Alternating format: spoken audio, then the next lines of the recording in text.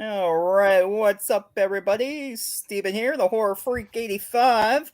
In just a couple minutes or so, I sent him the link. We should have Dennis Mallen coming on from the Mad Hatter, and he's done a bunch of shorts you can check out on YouTube.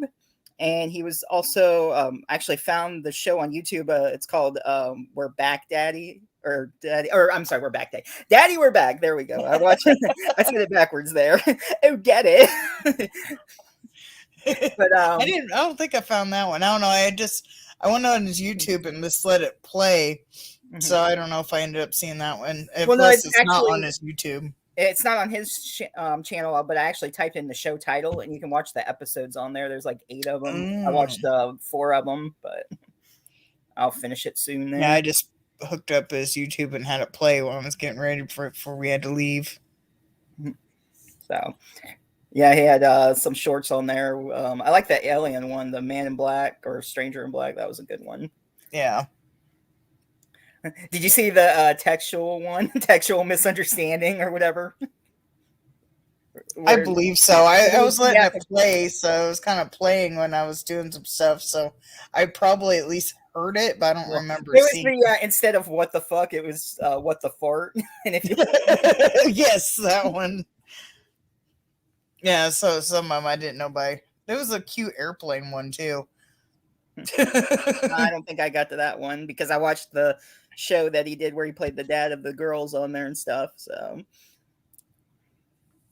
yeah, the airplane just kept saying shit, and it's like shit can be used for.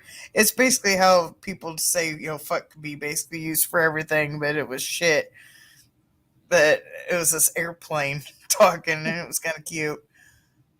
Let me make sure he got the email. I might leave for a second, but I'll enter it back since my phone's screwed up. I got to go to. Oh, here he comes. Oh, but it says device not connected. Let me click on it, see what happens. I see that he's trying to come in. He's backstage, but it says his device is not connected. They will need to connect their mic cam before you can add them to the stream. Oh, he doesn't have that set up yet. Okay. Well, let me leave and message him back. So I'm probably going to exit, but I'll be back. Okay.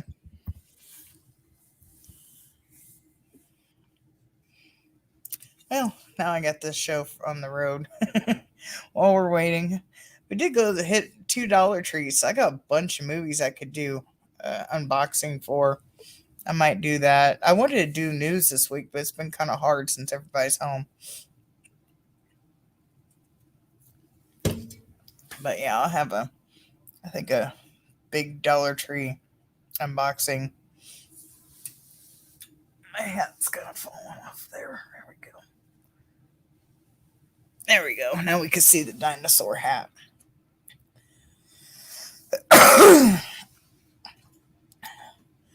Got all sorts of chaos happening today. Steve having his phone all messed up. I had to run to the store. We had to go to Dollar Tree. And they're all out of both stores we went to, and they're all out of our cookies we normally get that the dog likes to have, which is sad. But hopefully we get this sorted out pretty soon. Steve had to back out so he can message Dennis because he didn't have his camera set up on a StreamYard yet. Oh, I just got a chat. What we got?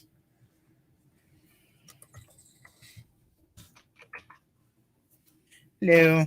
There we go. There we go. Welcome. Can you see me? Can you hear me? We can see you, hear you, everything. It's all good. There we go.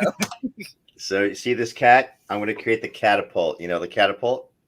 Get out of here. Oh my gosh. I don't know where mine's at, or I'd hold him up. Isn't that actually negative 2 degrees in New Jersey right now? Ooh. Nice. Negative 2 degrees. Wow. I heard, isn't that like a story? I heard that's how they invented the catapult or whatever. They like set cats' tails on fire. Like, I forget where it was. I heard something about that, how they actually did that in some city. I don't know if it was grease or something like.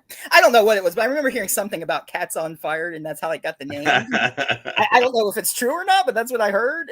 So I don't know. I think it was Young Frankenstein, Igor or Igor, depending on what created the catapult. So, I digress. I'm late and I'm cracking jokes. I digress. My It's fine. apologies. We're never on track. Nah, it's just a joke. It's okay. Well, yeah. I'm trying to do my virtual background. We always try to start early, right? And I don't know. Anyway, hi. Welcome.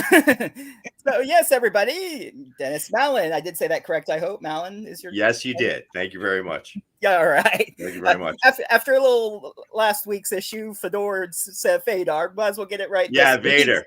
I learned that. I learned that right away. It's German, right? Yeah. German. Yeah. What a great guy, though, huh? I listened to the show, and when you said Fader or however you said it, I said Fedor instead of Fedor. I'm waiting, and I go 5, 4, 3, 2, 1. Well, no, he was very nice. It's Vader, and he's a sweetheart. He's a sweetheart. I met him on set at the Mad Hatter, and we put some long hours in up there at the Howie Mansion, beautiful Howie Mansion, and sweetheart, real sweetheart, real nice guy. We didn't have any interactive scenes together. Yeah, but obviously the man has presence, and he kicked it. He really kicked it in the Mad Hatter. So yeah, that was an interesting movie. I watched that earlier in the week before before he came on and stuff. So sure. How did you get involved in that? Sure. Yeah. Well, the entire. I'm in the business now over 25 years. All right, I'm from the Northeast, born and raised in Kearney, New Jersey. Worked in Manhattan, and now I'm down here. I guess about 7 years now in Florida, and really loving it compared to 2 Degree Atlantic City, New Jersey, man. It's God bless him up there. My brother's a utility worker, and he's a dispatcher, thank God, but still they're getting crushed up there. But keep them in your prayers. I hope they're safe up there. So I auditioned for the actual for Armando Gutierrez's role, for the lead role, for the professor. So I had an audition, and my call time was 2:00. And of course, I show up at 1:30 because that's what professionals do, right? I show up, I'm off script, I'm good to go. I didn't get in there until 4:00. Okay. Now I'm up there early, I'm off book, I'm ready to go. I'm pissing and moaning. I'm on the phone with my fiance. I'm going to leave. I don't know. This is ridiculous. She's like, you're there. You drove 2 hours to get there, an hour and a half ish. Stay. You're there. So I come in, and I've got a bit of a booming voice, and I deliver my lines, and I'm over the top, and blah, blah, blah, blah, blah. So the casting director, sweetheart of a guy, he goes, I want you to say this. And if you remember the opening, okay, the real Mad Hatter, so mote it be, tapped on the floor and started the drug-infused orgy. Right. So he liked my voice. So when I got cast as the guidance counselor or the orphanage director, I really had no idea what role I was coming into. I got the sides when I was on set. I had nothing prior to. So, and I've only told this story. It's the second time me telling this entire story. So congratulations. You start off with a great question. Kudos to you. And I told you, ask a good question. So I'm on set early at the Howie Mansion, and I'm getting makeup. I'm getting wardrobe. And one of the mothers of the children comes up to me and goes, oh, so you're the ped. And I go, I'm sorry, what? No, I'm the orphanage director. Yeah, you're the pedophile. And I go, I'm sorry. You didn't see the script? No, I haven't seen a thing. You can say whatever you want. It's R-rated here. It doesn't matter. So I'm dressed. I'm in wardrobe. Sign. I'm good to go. and they take me to set, and I meet the director, young director, love her dearly. I pull her aside and I go, look, I was just told I'm a effing pedophile. If that's what's going on, I'm walking off set now because this is bullshit. I'm not the diva. I've been in it too long, but I'm not gonna take my career, okay, and sacrifice it for you. I'm not. So she sat me down for about 20 minutes, which I really appreciated. And she basically explained to me we're going to have different vignettes. And if you look at it, right, first it's me terrorizing this little kid. And now this little kid is this 20-year-old college student. I'm still terrorizing him. You can assume what you can assume, okay? But that's how we started off. So, and that was the first scene, me terrorizing a little boy in a basement of this broken down, condemned school. It was a perfect set. And then the next scene, Helena Hutchins, our cinematographer, rest in peace, right? Helena Hutchins from Rust in peace. Mm-hmm. She was our cinematographer up there. We had a different scene where in the middle of the movie, I'm in a certain position with the little boy is now grown up. You know where I'm going with that. I knew nothing, which is not like who I am, because I read the script, I'm off book, I'm good to go. I knew nothing prior to. Okay. So it was a risk on my part. It was a risk on their part. And I think it all turned out pretty well. But this is the second time I've told the story. We had a virtual screening, and it was the whole crew, it was the whole cast. It was really nice. It was done via Zoom, and and they go. One of the producers goes, and kudos to Dennis Mallen, best blowjob ever. And if you think of the scene now, there's the kid and there's my hand, and I don't want to give away the whole movie. Yeah. But I'm like, what am I doing? What is going on here? But it's made for, I think, cinematography greatness, because we are developing kind of an underground following, if you would, as every good horror film usually does. Yeah. And that's my beautiful hands on that. Mind you, he's over 20. Okay. Right. First thing I asked, I go, how old is this kid anyway? And he looks at me and goes, old enough. I'm like, all right, wise ass. Good. That's good. Because you're not ruining my career either. This isn't method acting now. Not for this character. There's degrees of method acting. And it was funny. So the one scene where he's waking up and seeing me over him, Helena was actually laying there holding the camera, and I hold the camera, and I come up into the camera with 12 different expressions, and it was hysterical to see it on the big screen. I'm like, oh my God. It's just it was so much fun, but to be recognized by the producer in front of the whole cast and crew.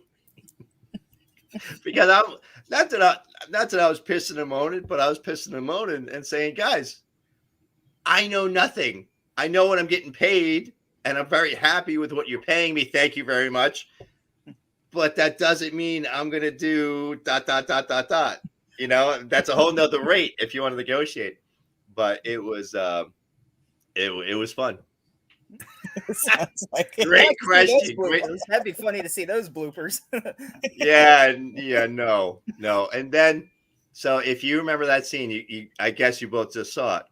I come up, he sees me, and then kicks me off the bed. Literally, I'm falling off the bed into a mattress, into a closet door. Well, after about a dozen times of that, I'm like, all right, come on, guys, we're good, right? You got what you need. But yeah. It was fun times. Fun time. Probably yeah, you laugh now. Laugh now. It's cinematography genius. Best Laurel. Dennis Mallen, I'd like to thank the Academy. Best fellatio on the big screen. Dennis Mallen. Thank you very much.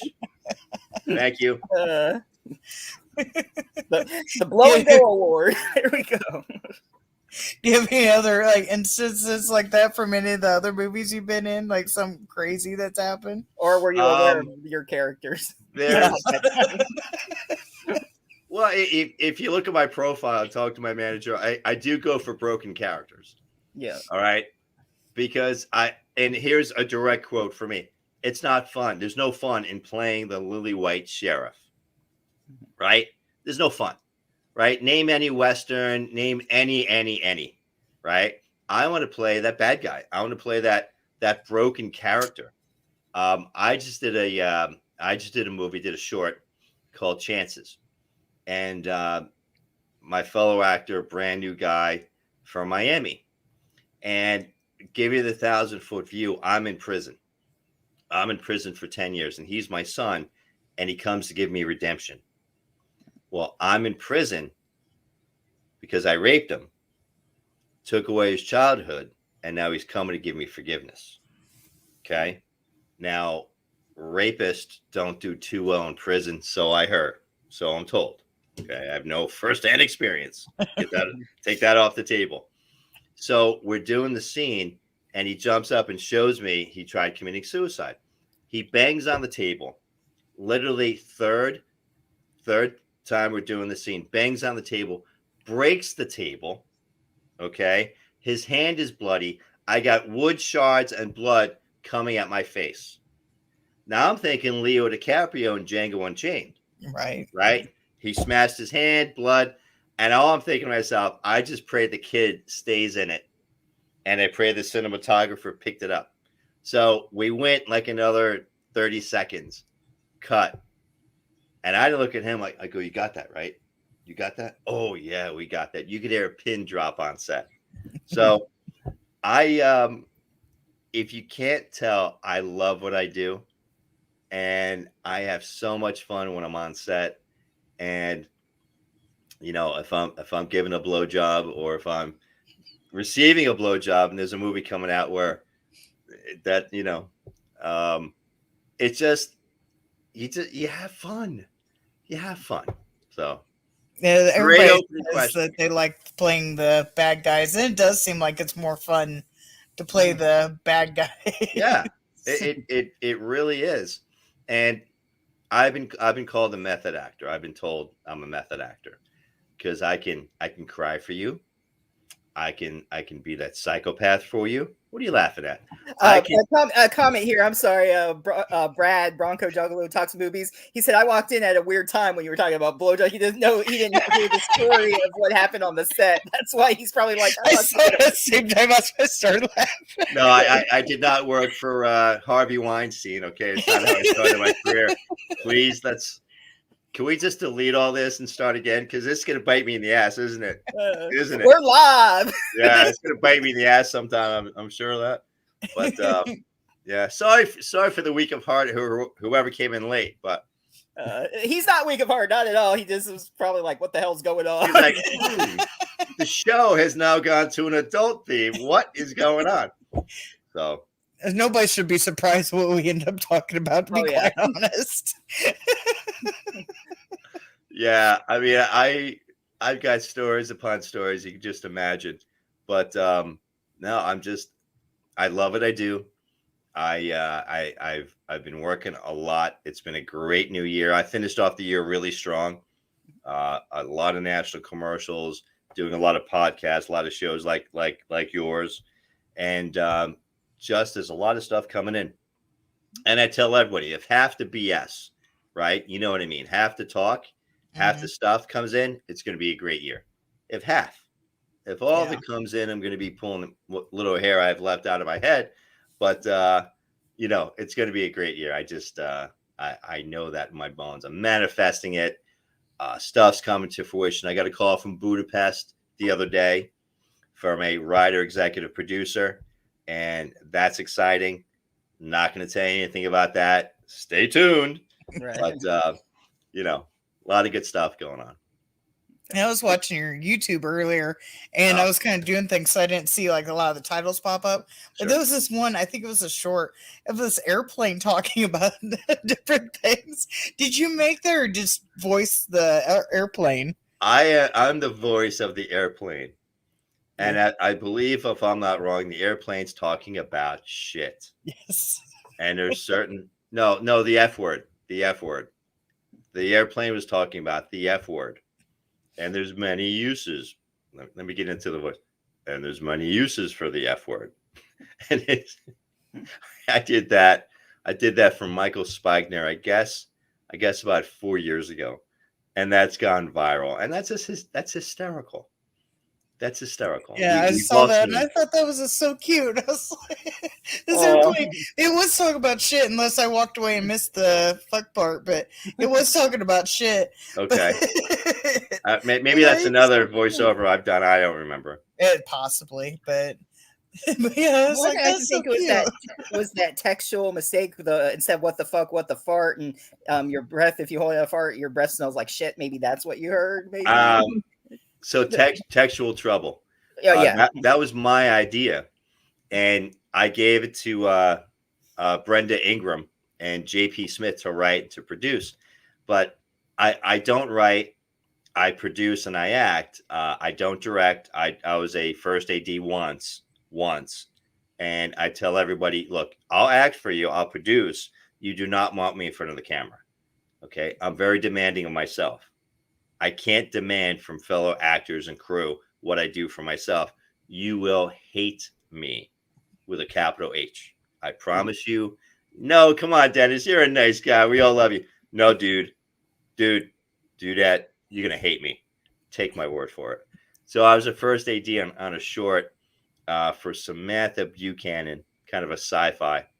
And it was her first directorial debut. So she's technical. I'm not. So she's focused with the cinematographer and that aspect of it. I'm working with the actors. I'm blocking the scenes.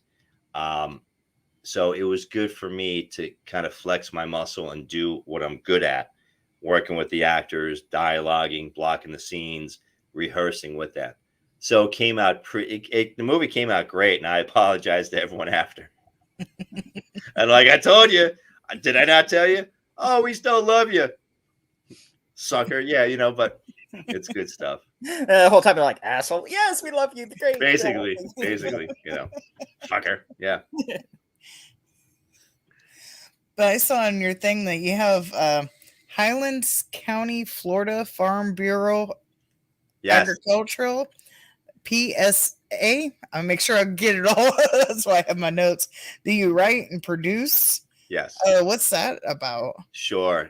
Well, I produced a public service announcement. Austin Spicer filmed it, and it's already gone global. Quite frankly, I was on a podcast, I think Fox TV Brazil, and they're actually showing it. The title of it is "Surviving on the 2%." Now, coming from the Northeast, New York, New Jersey, as I am, and now living in Highlands County, Florida, it's pretty rural. There's pickup trucks, cowboy hats, my Mercedes, and a lot of orange groves and a lot of cows. Okay. Now, I know nothing about cows, right? I go to Publix, I go to Winn-Dixie, ShopRite, A&P. I don't know what you have by you. I buy a steak, I bring it home, I grill it, I open up a bottle of red, I take an orange out of the fridge, I peel it, I eat it, boom. I don't know where it comes from. It comes from the grocery store. It comes from the supermarket, as far as I'm concerned. Well, a good friend of mine, Mike Waldron, that I met at said wine bar, has, I think, his 4th or 5th generation Floridian, 4th generation cracker. And he said, do you know where that steak came from? I'm like, yeah, Mike, come on. It came from Publix, Mike, of course. What do I know, right? Where did that orange come from? It came from the produce aisle, right?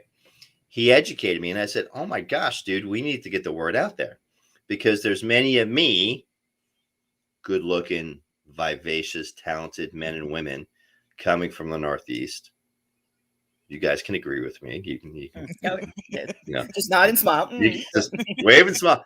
Coming from the Northeast, not having a clue as to what's going on. Now I'm down here a few more years, and I said we need to put together a public service announcement. Well, we did that, and it's on YouTube, and it's really educational. We went around to local ranches, kind of within like I guess a 50, 60 mile radius, and interviewed people that do this every day. I love what we did. We did a great piece of work that represents the ranchers and the farmers really well, and talks about we're surviving on 2%. Do you know in this country there's only 2% of farmers and ranchers left in this country? I believe it. So 330 million people. Well, wait, how many people came in from the border? So 300 and anyway, that was a joke. Joke. I don't know. I don't care. I don't get into that. Mate, you know, whatever. I don't get into that aspect. I don't care. 2% surviving on 2%. Please watch that video. And I'll have to now because I'm in Wisconsin, so we got tons of cows. Oh, badgers! You're a badger. The Wisconsin Badgers. I'm not local from here, but we live here now. But yeah, Badgers. There's badger stuff everywhere. I was in Cows, Wisconsin. cheese. I was in Wisconsin once, I guess about 10 years ago, and I was hanging out with a good friend of mine. So we get up Saturday morning at the crack of noon, and you've got to go watch college football. Well, again, I'm a Northeast guy. I like my Yingling or Coors. So I go to this bar. Now, mind you, it's 1 o'clock and everybody's already drinking all day. You know, Wisconsin people love them dearly. There's 100 taps on the bar. I go to the guy. He goes, "What do you want?" I go, "Give me a Yingling." He looks at me. I was like, what the hell's that? He goes, "What's that, Japanese?" I go, "No, it's just the oldest brewery in North America. Never heard of it." I go, "How long you bartended for?" 35 years. Give me a Coors. Give me a Coors.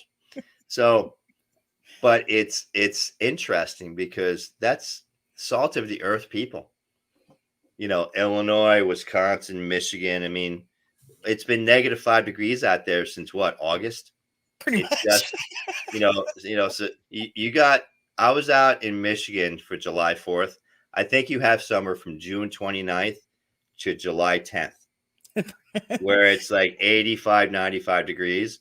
And then you either have what, fall, the first fall, the second fall. Yeah. And then you got the Arctic blast. Wisconsin's a little bit because we're originally from Illinois, and when we first Oh, that's a lot moved up better. here- yeah, their summers are a little bit more brutal though, because I came from the middle of Illinois. Okay. So their summers a little bit more brutal. But we moved up here to Wisconsin, and our first year up here, they were like saying a heat wave thing where it was like 90 degrees, and there's like, make sure to stay inside because it's a heat wave. We're like sitting out in the backyard, like, this ain't nothing. Heat wave. It's gonna be Miami, it's like 115 warnings in Illinois. Miami, it's 115 in the shade on a Monday morning. What are you talking about? Yeah. But I don't know. So what brought you from Illinois to Wisconsin? Was that like an upgrade or? And my husband's job transferred him at the time. Got it. What does he do? He works in IT tech stuff, networking. Okay. He's no longer at the job he was at, but we originally moved up here because he gotten a promotion, so we had to move from central Illinois to southern Wisconsin. Got it. And just stayed so far. Steven, you need to manage your show because now I'm going to start asking her questions. Yeah. It's like, come on, you're taking over my show. I thought you came on to ask us questions, so you answered. Not that I've ever done that before, but so I'm told. I got a question for you. Got a little twist to it. I haven't seen any of your other interviews. I was trying to watch some of your other stuff on YouTube, but what got you? I'm going to put a little twist on this question. When you were younger growing up, what movies, shows inspired you to become an actor? And did you ever like reenact any pranks and play on people or anything from any movies or shows to pull off on people? Not my style. I'm a Christian boy. I'm a Catholic school kid. Got kicked out of Catholic school in 4th grade. Straight C's since I was born. I would never, ever. I'm a Star Wars kid. You two weren't born when Star Wars #4 came out. I probably 8. was. Not even funny. I was 8 or 10. I can't count that far back because it's a few years ago. But so I am the Star Wars generation, period. you kids inherited what we had. And you know, I didn't want to be Luke Skywalker, man. I wanted to be Ben, okay, Obi-Wan Kenobi. Mhm. Or I want to be Vader. Yeah. I just had an affinity. Like, what's up with that voice, Luke? What's up with that cape and that mask? Is that the $1 Million Man? What is going on? And it's interesting, regardless of how you feel about Disney and the Star Wars franchise. And you know, if you see me on Facebook, I was commenting that I can't believe Mando got the dark lightsaber, and why is he in the Book of Boba Fett? And oh, what did I miss? Mhm. And all my fellow nerds all came down on me like, duh. Last episode in season 2, hello. And I'm like, all right, sorry, I guess I missed that. So Star Wars definitely had, E.T. definitely had, Jaws. You know, just a lot of different things kind of growing up, a lot of different movies from that perspective. But no, I never thought I'd act. I never thought I'd be in movies. You know, it was the 80s, right? Where, so I hear, cocaine was prevalent and it was pretty pretentious. So I hear, you know, that's what I read in my history books. So you had Dynasty, you had Dallas. Now I'm a middle class kid. You know, I was never beaten as a child, or I won't admit it on a podcast. I was never locked in the basement. I had a pretty decent existence, man. I just, you know, how do I go dark? I don't know, kind of instinctual, maybe a past life. I was the Mad Hatter. I don't know. You know, what got me into it? I've always had this good looking charm. I've just, you know, right place, right time. One of my mentors, James Ronald Demonic. How ironic. Okay, Demonic. Now James looks like Robert Baratheon from Game of Thrones. Okay, burly, long hair, deep voice, the beard. He used to teach voice, and he was the dean of the American Academy of Dramatic Arts and Sciences in Manhattan. Well, I'm a Freemason. He's a Freemason. We'd get together once a week in Manhattan for an adult beverage, scotch and a cigar. And I'd show up in a 3-piece suit. I'd show up all, you know, bling bling. And he'd say, "Oh, look at this kid, man. You came out of Central Casting. Look at this guy." And after browbeating me about a dozen times, I'm like, all right, what do I do? Because if he's a professional, he's a teacher, and he sees something that I don't see, and if there's a revenue stream that I'm missing, help me out. And he helped me out, and I got a headshot. I learned how to read copy. I learned this, I learned that. My first everything was Lenny from Of Mice and Men, off Broadway adaptation. I was Lenny. If you know that story, right? Steinbeck, Of Mice and Men, Malkovich and Sinise did it, and so did many other greats. I am no Lenny. I am no Malkovich. I did it. I did my obligation, 10 shows. But every time I'm driving home through the Lincoln Tunnel back into New Jersey, I'm crying. I'm depressed. I'm losing weight. What is going on? Now, if you know the crux of Lenny, he's handicapped. He's shunned. He's a gentle giant. He's misunderstood. He doesn't have any friends, right? And I'm like, oh my! And you look in the mirror. I'm like, oh my God, am I that much of a loser? What is going on? So I embodied that character. I swallowed, and I just spewed out that character, that guy, brought that to life. And I told Jim, I go, you know what? F this. I quit. Because I still had a full-time job. Is that Cujo? Yeah. Was that my cat? Click mute, but Was that my cat barking? Phoebe! Nick! that's my dog. Did I say something, Cujo? No. So I basically quit. We heard something outside. So. I said I'm out, and I quit for all of 2 weeks, and I got a call to go do a audition for a China Airlines commercial. Pat Sweeney was the casting director. Beautiful woman, very, very nice, accommodating. And I took the audition and I nailed it. When you walk in and walk out, and you just know it in your bones. And I'm like, all right, I'm back. Not knowing I'm going to book it, I'm back. I get a call a day later. hello, this is John Smith from ABC agency. We want to book you for these days. We're going to pay you X rate. Who's your agent? Now, mind you, I'm at work. I'm running a .com at the time. I'm a CEO of a .com. I don't know what's going on. I'm like, hey, man, can I call you back? Jim, who's my agent? Call this guy. I called this guy, big time agent. Oh, Jim said expect your call. Boom. He goes, what are they paying you? They're paying me X. Don't worry, I'll get you Y. All right.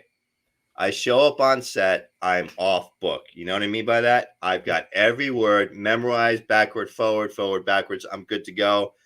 I'm embodying the character, and I'm ready to go. We're doing it. Director goes, cut, back to 1. Now, mind you, this is my first on-screen anything. I go to the PA, which is younger than me. I'm like, what does that mean? Oh, we're going to do it again. We're going to do it again. Oh, yeah, we'll probably do it 10 times this way, 10 times this way, 10 times this way. And I'm thinking to myself, damn, this is easy.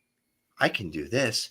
Stage, if my pants fell down, I got to keep going. I got a booger hanging out of mine. I got to keep going, right? Stage, that's real acting. This, I screw up. We can do it again. Huh? Oh, yeah, we'll do it until we get it right. Oh, my, sign me up. This is easy. Blah, blah, blah. And 25 years later, here we are. And I'm having fun, guys. If you can't tell, I'm having fun. It's always nice to be able to have fun in what you do. Yeah. So you sort of answer in that sentence, but how you can do all the takes you want, unlike being on stage. How is it though from transitioning stage to commercial to movies? Is there any of them you find more challenging? Well, stage is real acting. Stage is real acting. I just, commercials, shorts, features, depending on the role, you've got to come prepared. You've got to be a professional, regardless of what you're doing. Tom Hanks always says, what's your obligation? Well, you got to show up early, first off. If you show up on time, you're late. So that's the first thing. You got to be off book. You got to have your stuff memorized. You got to be tight. You got to bring 10, 12 different ideas. Okay. You got to show the director, he or she, what you got and what your thoughts are. I like to go big because if I go big, the director can always take me back. Oh, should I go get my pussy now and show you?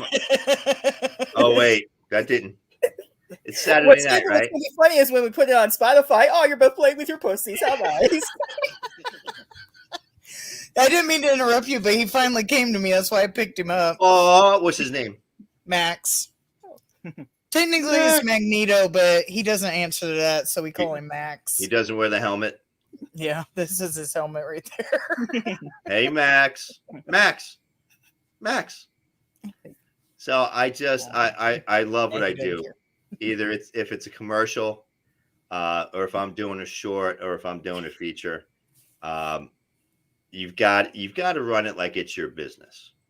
Okay. I am Dennis Mallen Inc. And I'm sorry, my phone's going off. I'm Dennis Mallen Inc. So just like being here with you guys, I'm representing me and my brand. Okay. And why you made me confess and go down that dark path earlier, I'll never know. But I'm having fun with it. And it's representing me. So I'm always going to be overly prepared as much as I possibly can. Now, being overly prepared, that Murphy resides on your shoulder. As soon as the director says action, Murphy is going to bite you in the butt. Why? Because it happens. Because when you're dealing with a crew of 60 and say you have a cast of 20, okay, and you've got weather, you've got animals, you got children, who knows what's going on, something's going to happen. But you've got to be prepared enough to bounce on a dime and get the job done. That's why, I love producing almost as much as I love acting, because the people that I hired, the director, the cinematographer, the crew and whatnot, I expect and demand open communication, because if you see a little flicker of a flame and there's something going on, well, you better tell me before it becomes a roaring fire. It becomes a roaring fire. Not much I can do about it. Oh, by the way, you're fired. If you're proactive, we can We can fix it. We can take care of it. We're going to move forward. So. Charles Cochran in our comment section says, "You do not sleep. I looked at his IMDb." Thank you. I take that as a compliment. There's plenty of sleep when you're 6 feet under, my friend. You gotta make hay when the sun shines. And as my bags are getting bigger, that's kind of emblematical. I wear my bags like a trophy. Just drink more water, a lot of coffee. But yeah, I thank you. I appreciate that. I really do. And you know what? With all the stuff we've got going on, I kind of look up, I feel the sun, I smell the roses, and I put my head back down. I've got big goals for this life. I've got big goals I'm gonna accomplish. I'm going to accomplish. And it's a matter of once I'm there, I'll know I'm there. But then I'm going to put my head back down. I'm going to grind it out and keep moving. That's it. I mean, I've got a great manager. Kind of did a little realignment, and I'm finally on the same page. Finally, I finally have someone that's working as hard for me as I do for myself. And I got to tell you, if you can surround yourself with people that are just as talented, if not better than you, you're on your way. You are so on your way. And I'm really blessed. I'm really excited. I'm really happy. And best year ever. Best year ever. I'm 0 for 8 with COVID tests. I took another PCR test. I'm not pregnant. Came up negative. I'm always I'm always on set. You get another test. That one. Yeah. Hey, I can retire. Unless you're Arnold Schwarzenegger and Jr. now, and the first. You're always tested when you're on set, and I mean, so what am I doing to avoid whatever? I'm doing me. I don't know. What do you take? A lot of coffee, a lot of red wine, Advil. I'm at the gym 8 days a week. I don't know. I've got a diet that's all over the place, and I'm having fun. That's what it's all about, just having fun. Living the best life. That's, and did I tell you I can take 30 minutes to answer one question? Did I tell you that in the beginning? So yeah, that's fine. Whatever. We got as long as we want. You want to stay on 2 hours? Whatever. 3. Yeah. It's all good. It's all good. Whatever you need. We just go till we stop. It doesn't matter. So, any questions? I mean, stories are always fun to share. We love hearing all the experiences on set and life, and that's all it's about here. So that's. I can't see the questions. Are the questions coming in? Anything exciting? Besides that, he doesn't sleep. That was the last thing that came in there. So, and he also said he was 12 when Star Wars came out. The same guy that said that you didn't sleep, so he was 12. There you go. Yeah, that's about it. Just kind of commenting. It was ago. Nobody's really had questions as of yet. More of comments of what we're saying. So yeah. Cool. But yeah, if anyone has any questions anytime, throw them on up there. So is there what would be your dream role? What type of character do you want to play, and anyone you would like to act with that haven't yet? Sure. You ready? I will be the next Mandalorian. Call me Mando. My husband needs to say hell yeah. you might just start calling me Mando. No disrespect to anyone out there. Kudos, props, love everybody. I'm a big nerd, as I said about a half an hour ago. Yeah. I will be in Dune Dose. Dune 2. I'm a Frank Herbert fan. I'm a Brian Herbert fan. I've read all the books. I read the prequels, and what are the books after the books? Postquels, just other books. I've read every Dune book. Maybe? I don't know. Books. I barely read books. I don't know. I get sidetracked too easy. I'm ADD, and in order to manage my ADD, because it's getting worse as I'm getting older, I need to structure my day. So, I believe that, routines and habits really serve you. Like I try to get 6 hours of sleep. I try to wake up at the same time every day. Try to wake up in the same day every day. Try to wake up. Take a cold shower. Oatmeal. The gym. Do this, do that. I try to focus.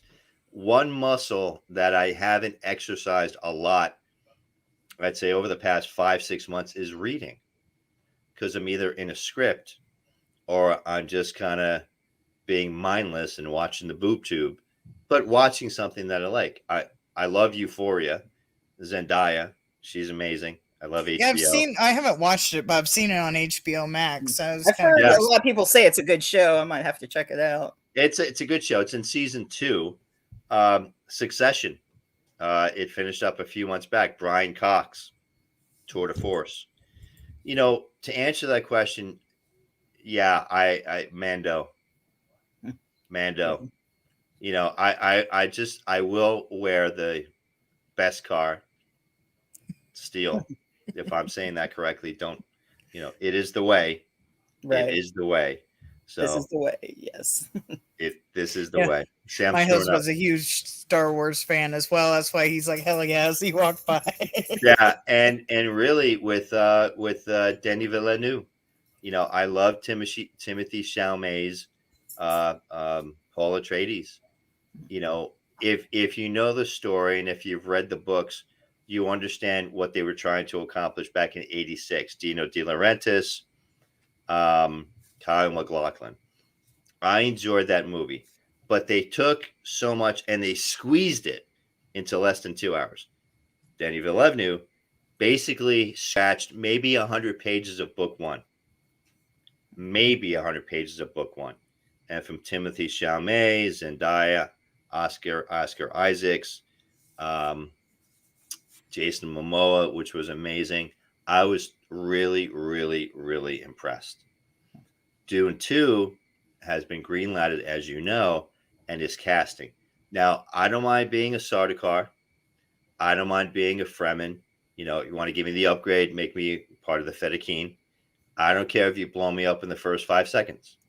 I will pay my own plane ride to Jordan or wherever you're filming, Mr. Villeneuve. Put this out there, Mr. Villeneuve, if you're listening. I will carry your bags. Just get me on set, whatever you want me to be. And life is fulfilled and life is grand. But that's, of course, I've got bigger goals than that. But, that would just be so amazing. And that's what I'm manifesting. I had an audition for House of Dragons, take off, I think 1,000 or 2,000 years prior to Game of Thrones, right? Mm-hmm. I'm really not all that blonde or blue-eyed, but I had a really great audition. So there's a lot of stuff out there. And what I love about all the new channels and streaming services, and please answer this question for me. When you see a new show, how many of the actors do you really know? One? Not always a lot. Yeah, one, maybe two. But the entire ensemble are relatively, I'm going to say, new actors, not knowing your 25-year success overnight, right? Mm-hmm. Okay. They're new names. Look at Game of Thrones. You had maybe 2 names on it? Yeah.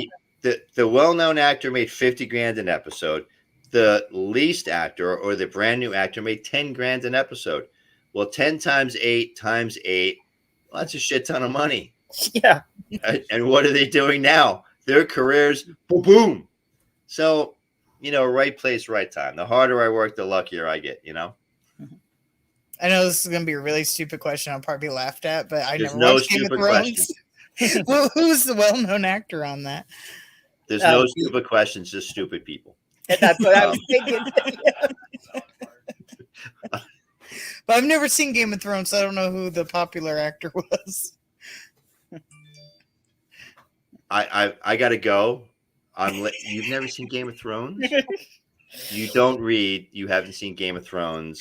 I read. I just don't read a lot. I get sidetracked too easy. There are a few books I've read all the way through. Hey, you want to be my new co-host, Dennis? Stephen, why am I here? Miss Boomstick. You know what I do, right? I'm an actor. Have you seen any of my work? I watched Mad Hatter and I watched a lot of your shorts on the YouTube. Okay. All right, look at the time. So since you've done horror and sci-fi and also I watched the first couple episodes of Daddy We're Back. So how was that was just another thing your agent got? And what attracts you to the script to a character? Well, let's talk Daddy We're Back, right? Okay. If you look at Daddy We're Back, and you've got to see episode 1 through 8. You've got because if you look at 1 to 3, I've got a bigger character arc, and it reveals so much, and there's a major cliffhanger. You've got to see it all the way through. Now, we filmed it during the pandemic, during the beginning and height of the pandemic, down here in Riverview, Florida. We did 2 episodes each weekend, and we broke it up into, come back in a few weeks and bang it all out. We as actors not only gelled together, but we evolved. I auditioned for that. I think they found me, Angela and Valencia, my daughters, the Irish twins. Okay, they're the writers, directors, producers. We did it on Angela's house primarily. About 85% was done in Angela's house. They found me on Facebook. We found each other on social media. I auditioned for it. And the opening scene when they were at the door, I'm like, girls, Daddy, we're back. That's how I auditioned. And I landed it from there. Now, reading the script, seeing what I do, and getting a general understanding of what I do. Sorry about the phone. Getting a general understanding that I like broken characters. I like, manly man characters and stuff like that. Daddy We're Back shows the emasculated male. Okay. In today's society, right? You might watch a commercial. You'll see a skinny white guy in pants that are 2 sizes too big, and he looks pretty wimpy. Okay, this isn't me saying this. This is state of the state.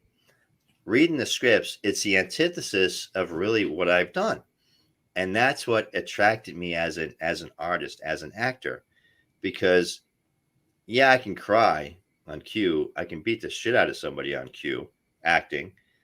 I can be as broken, as psychopathic as you need, but can I be compassionate?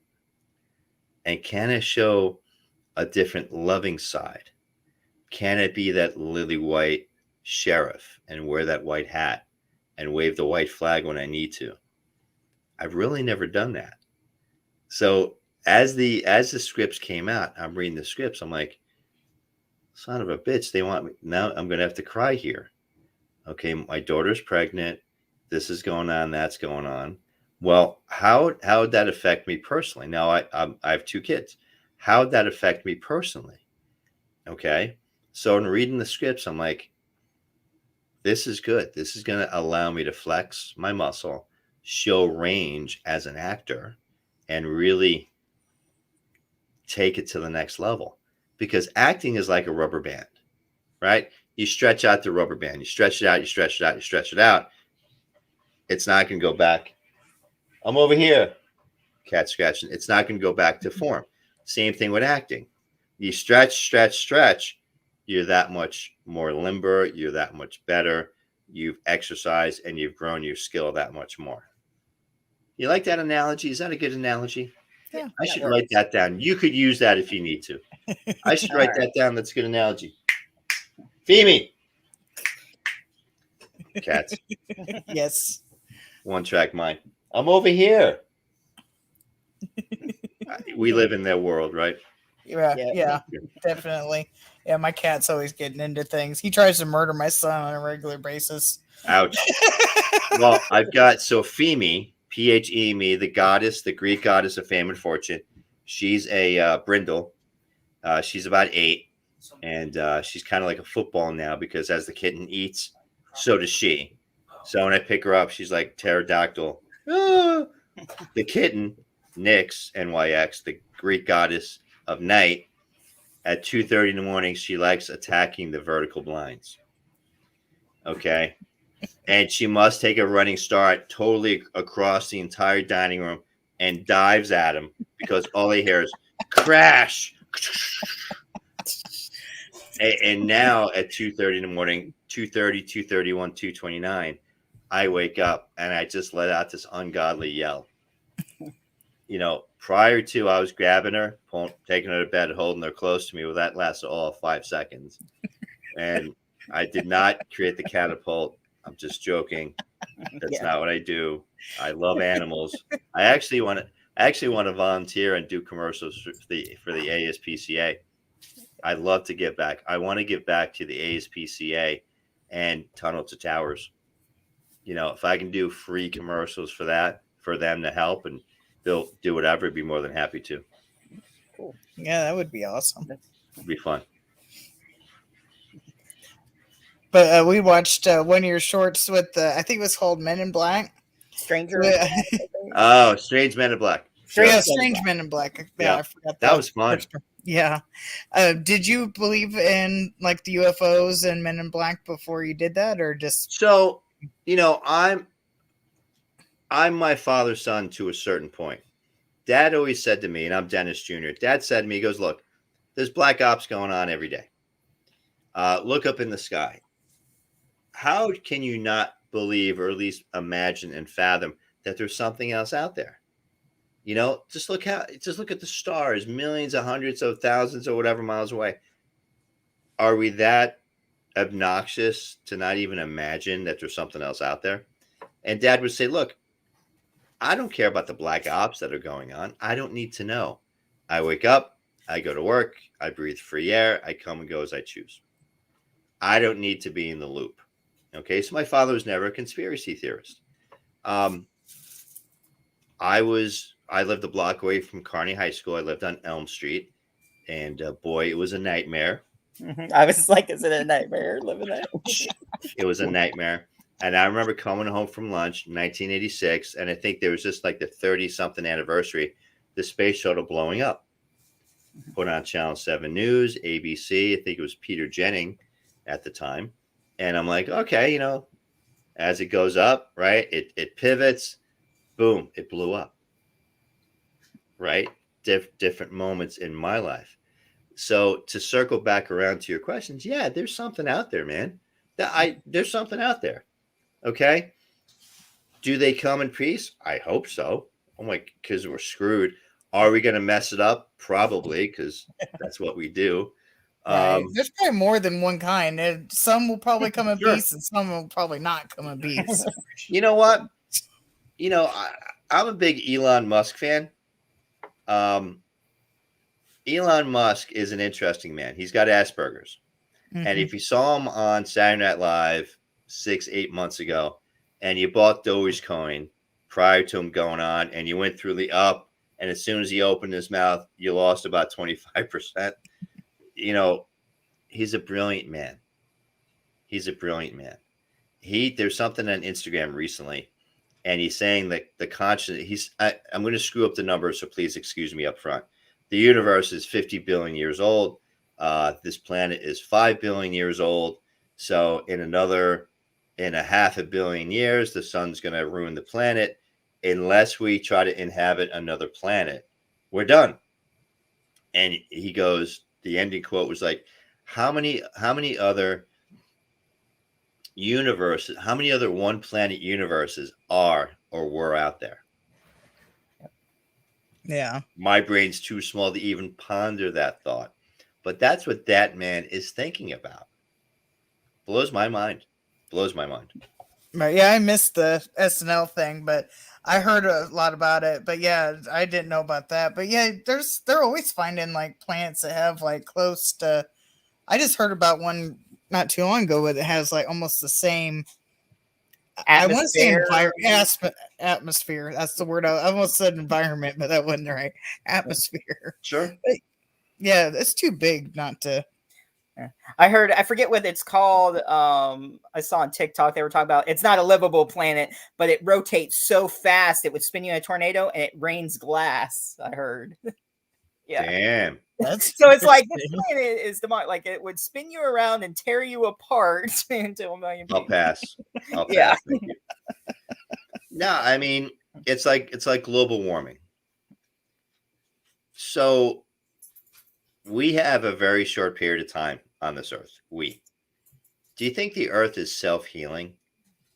Do you think God, the universe, the creator, whatever you believe in, I believe in God, okay, knows what's going on and knows that if I have 80, 90 years, that stuff's going to go on beyond me. It went on prior to me. You think it'll go on beyond me? And you think that the Arctic is melting? Do you think there's a reason for that we can't comprehend? I don't know. I mean, did I just shoot myself in the foot with half of the producers out there? I don't know. I really don't fathom those questions. I do what I need to do every day. And I really don't spend a lot of time worrying about that per se. Maybe that's very narrow minded. Maybe that's very small minded of me, but I'm not in politics. I'm not a scientist. I'm an entertainer. I'll never get on stage. I'll never get on set and pontificate because that's not me. I'm not that smart enough. I don't care that much. If any of that makes sense. Right. Did I just cancel myself amongst No, I think you're good. You're fine. Emulator retro. There's going to be Twitter. There's going to be a Twitter storm. Whatever the guy's name is, I don't cancel think him those now. type of people watch the show. Well, I don't know. I think I've been pretty much labeled, so I don't know. Cancel him now. Kill him now. Die. No, it's probably gonna be like hashtag cancel House of Horrors. Shit. Sorry. No, So sorry. Emulator retro has. That's my husband, by the way. Oh, okay. Yeah, my husband has a couple questions in chat. So okay. As a technology nerd, what do you think about the recent accidental discovery of warp drive? And then also there's a nearby asteroid that is made out of diamond, and it would pay them global defector for 70 to 100 years, even taking inflation to account. Huh? What? I don't know. Warp drive? Terrific. It'll make my life that much easier. I don't have to sit in I-4 traffic. Oh, I hate I-4. Yeah, okay, great. I'm ready. Beam me to Orlando. Beam me to Miami. I'm ready, man. Sign me up or give me a helicopter, please, today. Yeah, if something rains down with diamonds, so we can take care of inflation and take care of the deficit. Thank you. I don't know what he's going on about with that, but here just talking about sci-fi stuff. So yeah, I moon full moon. What's coming out next week? Moon full moon. I don't know. Whatever. I can't wait to see it. It looks like a fun movie. So I'll see that. I don't know that there's a lot of truth to sci-fi. Yeah. One would say 20 years ago, 30 years ago, get smart. The flip phones, right? The Dick Tracy's, right? The smartwatches and stuff like that. So that if you can imagine it, there's some fourth grader in his mother or father in the basement right now creating it. So don't shun our youth first off, because that's our youth is our future, good, bad, or indifferent. And yeah, I think there's a lot of interesting stuff that we haven't even scratched the surface on that we can learn and grow as a species, because that's really what we are, right? We're human beings, all of us. Yep. And I think what's the old adage? The mentor will show up when the mentee is ready, or the master will show when the pupil's ready. So maybe that's what they're doing. I don't know. I don't know. I mean, I get scared with the cat jumping against the blinds. Right. Never mind, little Martians landing in my backyard. I don't know. Have you seen anything weird in the sky that you would classify as a UFO? Well, coming home on a Saturday night after a few glasses of red, you could just imagine. I mean, no, I haven't. I'm trying to think. No, not really. Again, back to the premise. Yeah, I believe there's something out there. I don't think we're ready. I don't think we're ready. I think we have too many issues. Yeah, You know, definitely. I don't even think we're going to evolve anytime soon. That whatever is looking down on us and observing us is saying, yeah, they're ready. I mean, Putin's going to walk into Ukraine any day now. Xi is going to walk into Taiwan after Putin goes into Ukraine. I said this at the gym. If the three of us are playing Risk, think about this, and we're beating up on Steven, and Steven's bleeding. Are we going to let up? No. We're going to go. We're going to take everything we can. But that's human nature. It is what it is. Do I feel bad about the people of Ukraine? Sure. Guys, 77 million. No, I'm going to screw up these numbers. Again, please, my apologies. I put it on Facebook. 40 million, 20 million people got killed 70 plus years ago. That's one generation. That's our grandparents, right? See, I lie. Cujo swears to it. He agrees. So, I mean, is there hope? Yeah, there's always hope. I am an optimist. I was telling a friend just the other night, she was depressed. You've got to wake up every morning and make a decision of what kind of day you're going to have. Is today going to suck, or is it going to be the best day ever? You need to decide, because human nature is what? Human nature, unfortunately, goes negative, because that's the nature of our existence. We need to work hard to be positive, to be happy-go-lucky, to have our purpose, to push the ball forward every day, to find purpose in who we are and why we're here and what it's all about. This is like kind of that? a A little random preachy? question. You didn't think I get preachy on you, right? No, but you're This right, is like though. totally off the Make it what we subject, want. but this is kind of a random question. But Oh, I saw you had a Did we have a a thing with- subject? Did we even have a Not subject? really. It's all randomness, whatever. We can go. I mean, it's Saturday night at 8:00. I don't have a glass in front of me. We're just screwing around. You could have had a glass. I seen you had, I think it was a cigar review or something to that effect. Yeah. You lit it with a piece of cedar. I was really curious about that. Does that make the cigar taste different, or? I Oh, was curious. youth don't is know. wasted on the young. Youth is wasted on the young. The proper way of lighting a cigar is with cedar. I never knew that. The proper My way. grandpa, he had cigars, but he never lit them. He just like sucked on them, basically. So I've never been around one that was lit, but he always just walked around without lighting one. Plus, I'm highly allergic to cedar and pine, so. Oh, really? Well, obviously, I am busting your chops, but the proper way is to toast a cigar with cedar. I saw that. And I was like, that's interesting. I didn't know that, but Yeah. I've never smoked a cigar either, so I don't know. You got to start.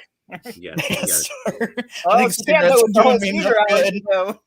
That might not be good with the cedar allergy. Yeah. Exactly right. I'll come on next week. My eyes will be all swelled shut. I tried a cigar. I had cedar with my life. cigar. Yes. I lit it with cedar. Yes. I did it the right way. I can't see, but it's worth it. Thank you. And by the way, it gave me COVID. Yes. COVID seed. It's kind of ironic. This is speaking of COVID and randomness. I don't know if you've seen the back of the new quarter, the same year we had COVID. On the back it said State Park, but it was a bat, and I'm like, I call it the COVID coin. It has a bat on the back there. I'm like, whose idea was it to put a bat? Like, you could have put anything on there, and you put a bat. And ironic there. And YouTube cancels comedians. I don't lighten up, guys. I don't know. Life's too short. Lighten up. I love everyone. To put it out there and not get me canceled. Thank you. Thanks, Steven. I'm canceling. No, I mean, You're welcome. Yeah. Life's too short. Relax. Yeah. Yeah. I just found that funny that I saw that. I'm like, and I just started doing that. And they're like, oh my gosh, I didn't think of that. And I'm like, yeah, there you go. It predicted it. Right. I don't know, man. I had so much stuff booked, so many big things booked. I was literally getting tickets, getting flight to LA the week that, oh my God, everything shut down. Yeah. And I'm like, I'm scheduled to be in LA. I've got stuff going on, and everything's shut down. What do you mean it's shut down? And like I had contracts, and yeah, I lost 2 big career things due to effing COVID. It just fucked everything up big time, just for everyone, no matter what career, no matter what part of life. It just never really thought did. I lived through anything like that. It's crazy. Well, what's it, 100-year virus or 100-year epidemic or whatever they call it? I don't know. I don't know. Yeah, I'm not sure. If I can survive through this one, I won't be around for the next. There we go. That's the positive. Sorry, kids. Sorry, great grandkids. Love Sorry, you. grandkids. Yeah. They'll be watching this. Oh, thanks, great grandpa. Yeah. They'll be watching this saying, "Yeah, fuck you, granddaddy." But was watching, like I said, was watching your stuff earlier, and my husband has actually said that wanted me to ask if you ever thought about doing crime dramas. He thought you looked like a detective like type. Bum bum. Yeah. Dum dum. It's funny you even say that. I did a short back at the Howie Mansion called Dahlia, and it's done in noir, and I am a private detective. Oh, really? I've got a show that I've started recently called Attacked, and it's a TV show, and we're interviewing victims of attacked. You've been attacked. Mm-hmm. I played a lot of cops. Look at Unlawful Duties. It's on Amazon Prime. I think we have about 750,000 views. Sunil Konarni, the writer-director, we're turning it into a feature maybe sometime this year or next. But he's got a letter of intent out to Eric Roberts, Robert Lasordo, and I'm in about 2/3 of the movie, so I'm really excited. And that I'm playing a cop, and unfortunately, it's about child trafficking, which is a true issue, a true topic today, especially down here in Florida. So I literally had a guy come up to me at the gym, and the way the movie goes, we get one of the perps, and then the other guys run away. And this guy George, I'm 6'1", George 6'5", comes up to me at the gym. He goes, "You should have went after the other 2." And I don't know what the hell he's talking about. I'm like, the movie. You should have. I'm like, okay, what movie, George? The cop movie. I'm like, well, George, it was written that way, right? I'm an actor, George. It was written, but you still. I'm like, hey man, thank you. I appreciate you. Did you like? Yeah, it was really good. You should have. Hey man, I appreciate you. Thank you so much. I'll let the writer know, but we get him next time. You do? Yes, sir. Yes, we do. You got to tune back in to see it. Really? Yeah, George. I got to go work out now. It's interesting how certain things affect certain people. Mm-hmm. You never know. And when I read my mission statement twice a day, if I can make an impact, on someone's life, if I can get them to think, or if I can entertain them, or if they walk out of there and they hate me or they love me, I've made an impact, or they've taken a nugget away from something. I've made an impact. It's just like stuff like this. I love doing this, obviously, right? I enjoy the banter. I think I have fun with it, and I love you guys. If somebody can take away a nugget on everything I do, life is rich. And here's the thing. I've had so many great mentors and come across so many great people. I mean, there are people out there that love me, and there are people out there that hate me. And that's okay. That's okay. Because they're still talking about me either way. Right. So, my point being, if I can help anybody with anything, please find me. Find me on Instagram, find me on Facebook, email me, whatever I can do to help. Because I know 25 plus years, I've come across a lot of great people that have given me nuggets. Whenever I'm on set, I've only taken 2 acting classes, and back in the day in New York 25 years ago. One with Angela Montalbano, another mentor of mine. Angela's retired, but she's the typical Italian woman from New York. If you don't know what I mean, Google it, because she'll tell you what you need to know and kiss you and love you with it and feed you, but she'll still tell you what you need to know. All right. And Mike Reihart, just 2 classes. And then, of course, Jim Demonic, still, a young guy, great friend, mentor. And every time you're on set, it's like you're in another class. Every time you're audition, because you're amongst fellow professionals, you don't know how the process is going to go. You're on set. If you're professional, keep your mouth closed, your eyes and ears open. You're always going to learn something. Every time you're acting, you're learning and you're growing. Now, that might not be the recipe for everyone, but that's okay. I know how I am in the classroom. I'm horrible in the classroom. So I learned very different. Mr. Pacino, which I adore, Al Pacino, I've worked with him 3 times. I pray I work direct with him sometime in my career. And he went, I believe he went to New York acting school. Okay. And he's got whatever method he uses. There's the Meisner method that I hear a lot of, and that's kind of method acting. Someone said, I guess about a month ago, and really kind of brought it home for me, my being a method actor is more instinctual than, okay, A goes to B, B goes to C. What method is this? I can read a script. Daddy, we're back. I would read the scripts for table reads, virtual table reads, and I come across a word and I'm getting teary-eyed and I'm just getting emotional because it triggered something in me. And instinctually, I know where I need to go to really hit that character. I didn't need anyone to teach me that because, if someone's going to impart on me their way of doing it, and you must do it this way, that's not going to work for me because it's not who I am. It's not how I learn.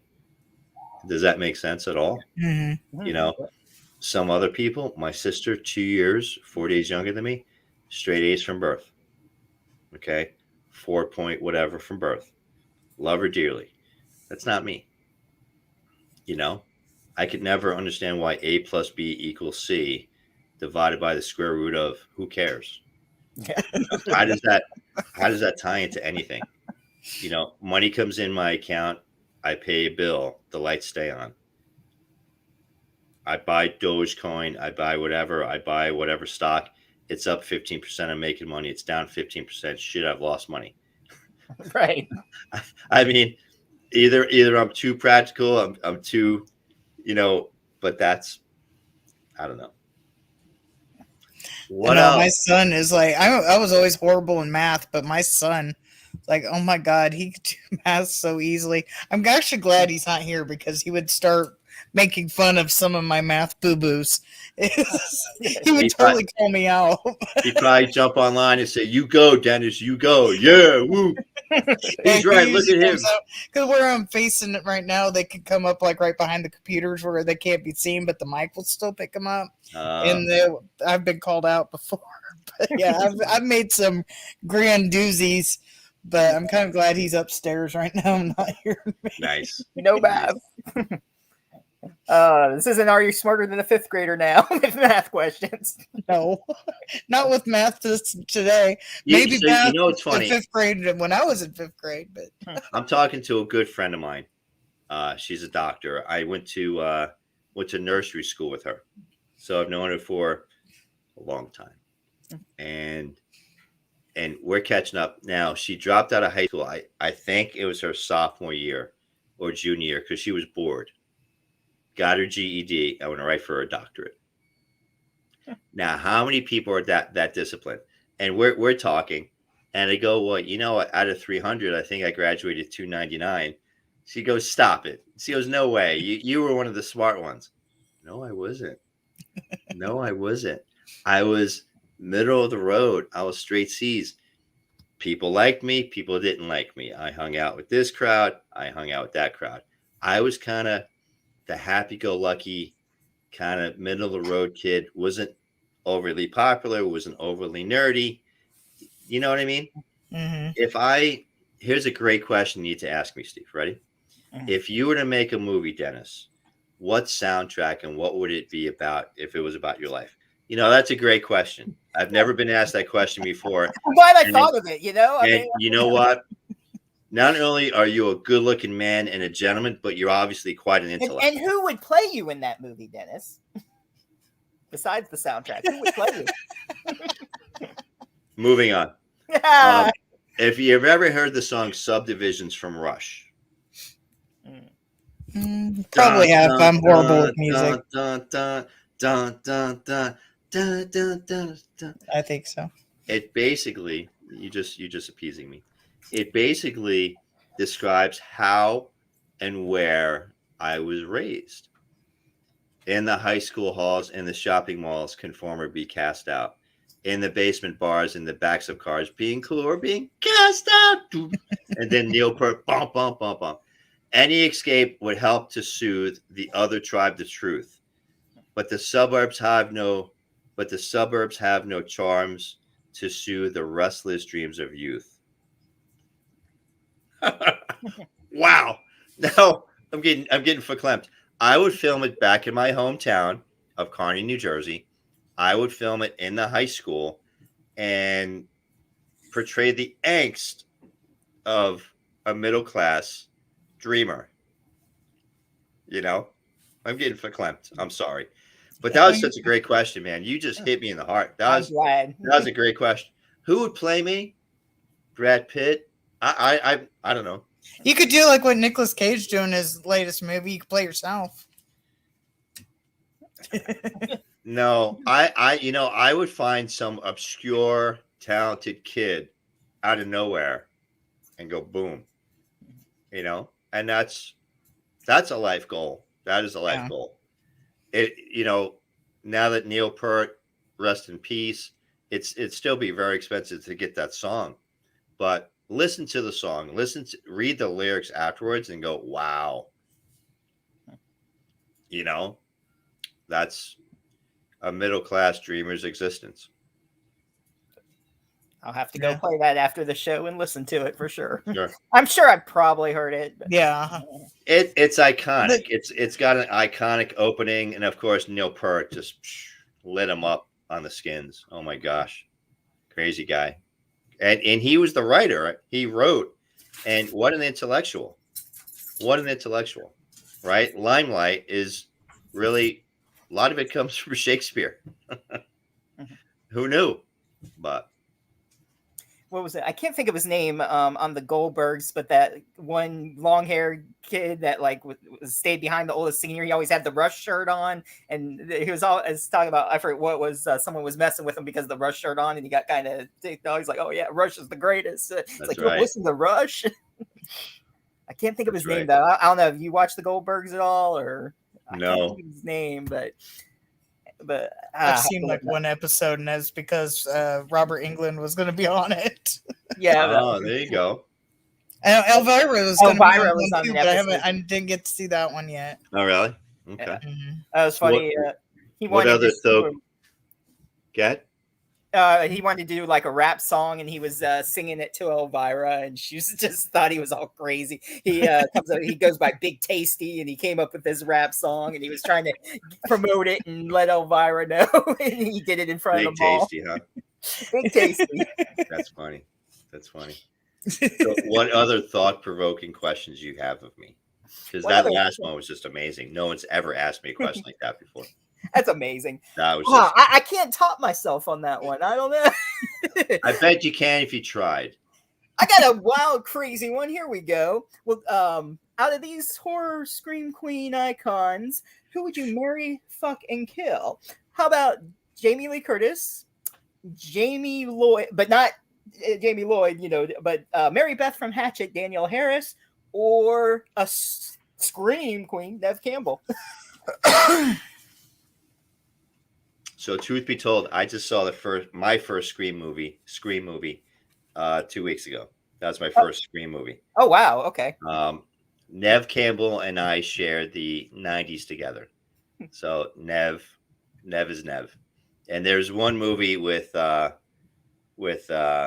Charlie Sheen's wife where there was such a great scene. So no, she gets a pass.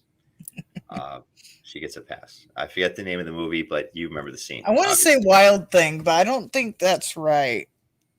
I don't remember the name of the movie, but Steven obviously knows the scene. He lit up. Yeah. Jamie Lee Curtis, I love her dearly. True Lies, crazy. It's time Jamie goes. It's time Jamie goes. Yeah. Outside of that, I really don't know. It's not. I love them all. I really enjoy. They're all very talented. They're all really good at what they do, and I don't know. I love them all. Not. I love it. They're all really talented. They're all good at what they do, but I respect each and every one of them for what they do and what they've done. Absolutely. So that's funny. Again, I reserve all right to rebuke anything you ask, right? Okay, that too. Exactly. There we go. No, but honestly, it's a matter of respecting their art, respecting who they are, what they do, and now that they're great at what they do. Then that's a great answer. That's funny. Hobbs is in here, and he goes, "Holy shit, you don't hold back." Nah, we don't hold back here. How about you, Hobbs? What's your answer? Right. You don't have to read his question because I don't. I was trying to read it and I was like, "What?" I don't know. He went out with the dog trying to figure out. But my husband said something about laws of robotics. The Japanese are making these crazy robotics assistants now. I'm not reading the whole thing, but Sure. I don't know. He doesn't pay attention. He just like tunes in. Skynet is real. We're gonna pop off something. They're gonna overthrow us androids. They're just gonna, Well, Elon Musk is he does a lot of thought process on AI, and it could definitely serve us. It can definitely, automation technology. We need to become and stay the master of it, or how much sci-fi is out there where Terminator, Yep. So Yeah. It's when really the robots a matter come to attack us, because the one robots that they've had, like all the AI machines, they start talking about wanting to kill us. it's nuts. I love the idea and the concept of Space Force. I told my son, I go, if this happened 30 years ago, I'd sign up and be a Space Force Marine.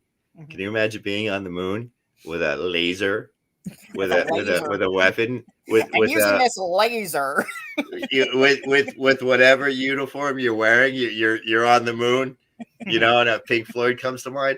I don't know. I just, maybe live in interesting times. It's just really, it's just great stuff. I mean, think about technology back in the day.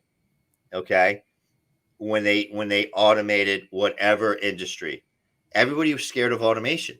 Oh, we're going to lose jobs. Oh, we're going to do this. Oh, we're going to do that. Again, history, right, is 2020, right? Hindsight's 2020. It's moved everything to the next level. It really has, and you've got to keep evolving. You've got to keep growing.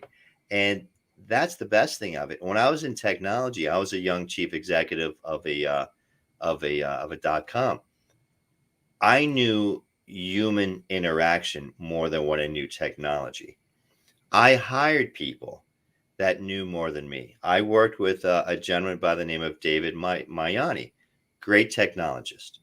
David and I would go to, we had the National Hockey League as a client once. We had Viacom as a client once. We had a lot of big clients in Manhattan.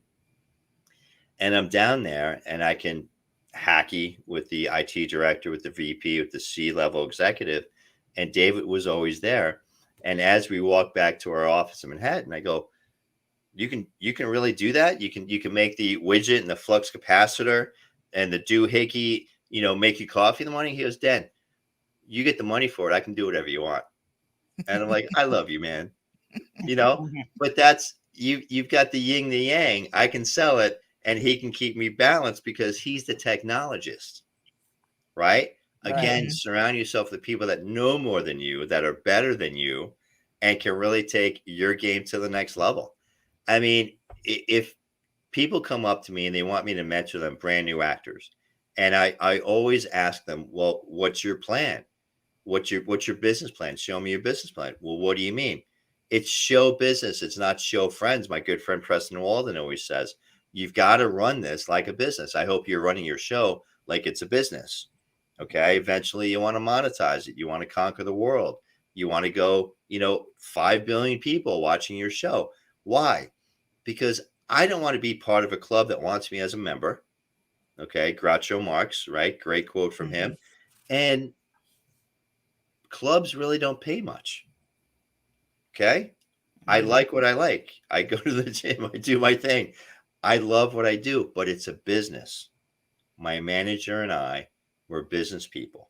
We've got a great friendship, a great relationship. We're business focused because as I make money, she makes money.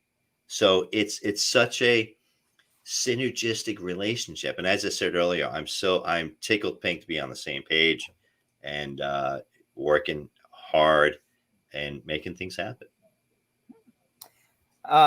Is there anything that you can tell us that you're working on now that we can keep an eye out on, or No, silent for now? no. I've got a movie called Great People coming out. Shot it everything's like 2 years ago. Everything's like it's going to be pre-COVID or post-COVID, PC or PC, right? Right. So PPC pre-COVID. We shot what's called Great People, which was a very contemporary movie. It's as much Mel Brooks as you can get away with today. I've got the lead role in that. And 2 hours, it is hysterical. I've seen it a dozen times. Romello Blade, one of my best buds, writer, producer, director. I can't wait till it comes out. He submitted it to the Tribeca Film Festival. Not sure how it made out, but that's coming out. God bless you. I'll wait. It's okay. That's why I mute myself. Yes, you muted the that's coming out. Dahlia is coming out, which is a noir detective movie, creepy movie that we did at the Howie Mansion. If you look at my IMDb, I've got a ton in pre-production. I said earlier we were going to Rome, we were going to Budapest. Now everything's moved with the Nostradamus mission over to Mobile, Alabama, which, due to social, geopolitical issues, it's moved back to the States, which I'm fine with. I'd love to go to Europe, but it is what it is. And ton of commercials that are coming out. And I've got 2 other projects in the can that I really can't talk about. Right, yeah. But as I said earlier, if half the BS comes through, and I think you know what I mean by that, it's gonna be a banner year. If the momentum that we have in the 29th of January, 29 days into 2022, if this momentum sticks, and it's like life, right? We go like this. If half the momentum sticks, guys, I'll revisit you in 12 months, and it's going to be night and day. It really is. It just goosebumps. It's going to be night and day. Nice. I saw that little 12-second teaser of Killer Miller too. That looks like sure, a fun one. Anything you can tell us about that at all? Or no. Next question. No, Killer Miller. R.J. Hendricks. I mean, you never know where the blessings or where the opportunity is going to come from, and I rarely say no. So when I got the script, I didn't know if it was $18.90 or $29.90. So when I auditioned, I was really busy, and I'm like, I got to get this audition in. I read it, and I stated that in my slate. But he liked the timbre of my voice. He liked how I delivered it, and I nailed it. So we've won about 40 film festivals, 3 best actors, and just a lot of great stuff going on. I'm committed to them to be Killer Miller as long as they need me to be. When I first read the script and spoke to R.J. Hendricks, the author, executive producer, and his partner James Maltz. I said, look, I want to be your Marlboro man. I'll commit to you right now. They are working on a Western right now. It's not within the Killer Miller universe. RJ's written quite a bit, and he's a very accomplished Western writer. And everybody should go check out his work. He's all over Amazon. But there are a lot of Westerns going on in Texas. I auditioned for one recently. Something came in today. There's just a lot going on. It's a genre that you're either very much in and you're aware of, or you're not. And once you're introduced to it, you're like, wow, this is pretty cool. This is big. And it's like any other niche. There's such a great tight community where you can make your career out of that genre alone. Yeah.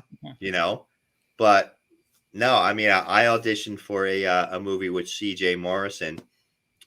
She's a great writer, producer, director down in Texas, and there's so much going on right now.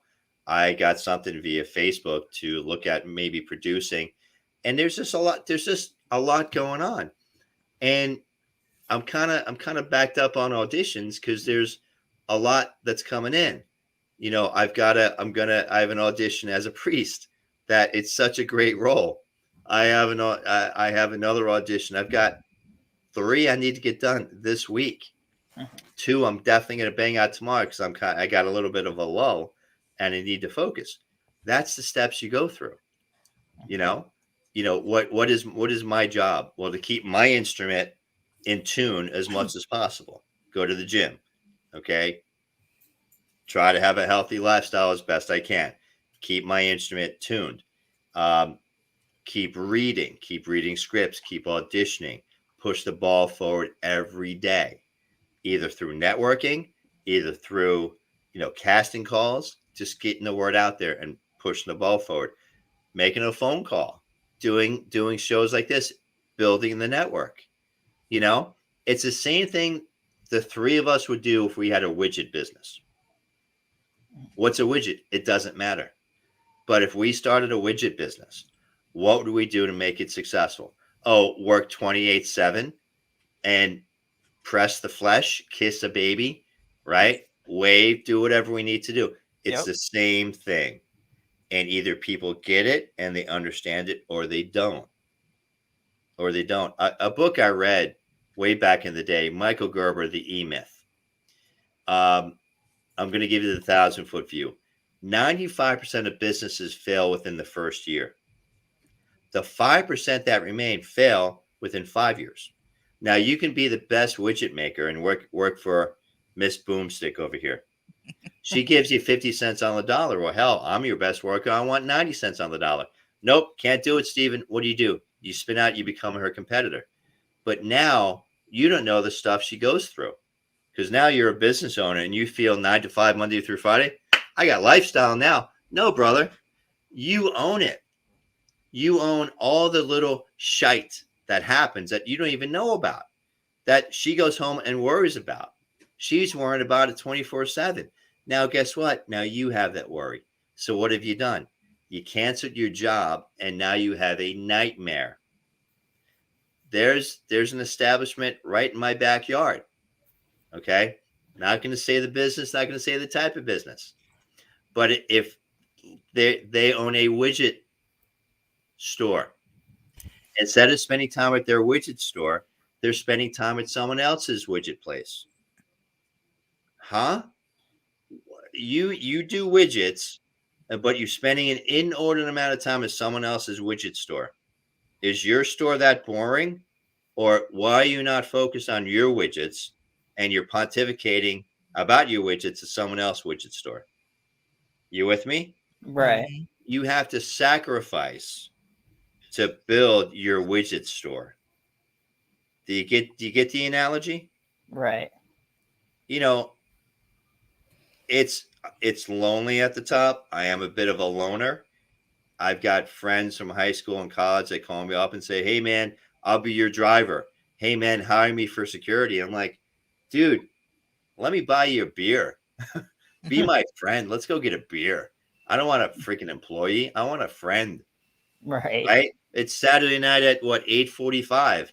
I'm talking to you, beautiful people. Right after this, I'm going to crack open a beer with my cats. You see what I mean? It goes back. I'm my ethnicity. I'm Irish, Italian, Brazilian. My grandfather from Calabria, Italy, said the friends you have are the dollars you have in your pocket. And you don't understand that in 8th grade. You don't understand that senior year. You don't understand that until you're about 40. And then when you're 50, you're like, holy shit. Right? It is what it is. But that's okay. Because not everybody gets to the top of the mountain. How many people have climbed Mount Everest? If it was easy, everybody would do it. How many Oscar award-winning actors are out there? If it was easy, everybody would be given the Oscar. The Oscar is not a participant. I'll wait. If it's for me, tell them I'm busy. Well, I can't even answer it because my phone's being real weird right now. It's like frozen on a screen. The power buttons aren't working, but I'm getting like notifications on there, but I can't click on anything or do anything. So I'm waiting for the battery to die. I don't know. All right. Well, if it's for me, just tell them I'm busy. I'll get back to them. Exactly. But I mean, that's, that's me, man. That's who I am. That's what I do. That's, I love what I do. I enjoy what I do. Obviously, I can talk about it for hours, and there's just a lot of good stuff going on. We got a question here. Besides Star Wars, of course, what other sci-fi movies do you enjoy? Alien, all of them. Alien versus Predator, Predator versus Alien. I think aren't they supposed to be doing another show or something? I heard. Yeah, I saw something about that, but I don't remember what it's called. And I think they're doing something with Predator too. Yeah, with Predator, they're supposed to be doing something. Predator versus what? I mean, there's really, I really enjoy a lot of different genres. I don't enjoy and don't understand why people go to the satanic. I don't think there's no need for that, in my opinion, for what it's worth. Right. So I did pass up on one role. I was asked to be a Catholic bishop and do an exorcism in Latin. And I'm like, yeah, no. And I'm sorry, how much is it paying? It's not. It's only paying un poco. That's Latin for little. Like what's Latin for small? Un small. And I'm like, why am I going to go? I'm not. No. Like the movie Cabin in the Woods. Never read the Latin. Yeah, I mean, I can't even. I mean, that's it. That's like, yeah. In 25 plus years, I think I passed on 2, and maybe that was like the second one, and that's it. That's it. So horror movies. Scream. Saw my first Scream. Was it the new one or the original one? The new one. Where everybody comes back. I just saw that, and I enjoyed that. I've heard it's good. I haven't got to see it yet, but I've heard it's good. Yeah, I've heard. I said, I grew up on Elm Street, so I wasn't big into the Nightmare on Elm Street because it was a nightmare living there. And that was a certain psyche I couldn't get into. My father and sister are totally into that. My father, rest in peace.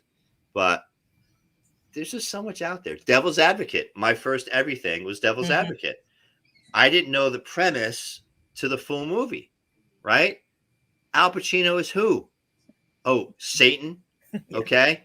And Keanu Reeves is who? Oh, the spawn of Satan. So I saw it with my mother in Arkansas. Why Arkansas? I'm not going there. It's a whole nother 8-hour conversation.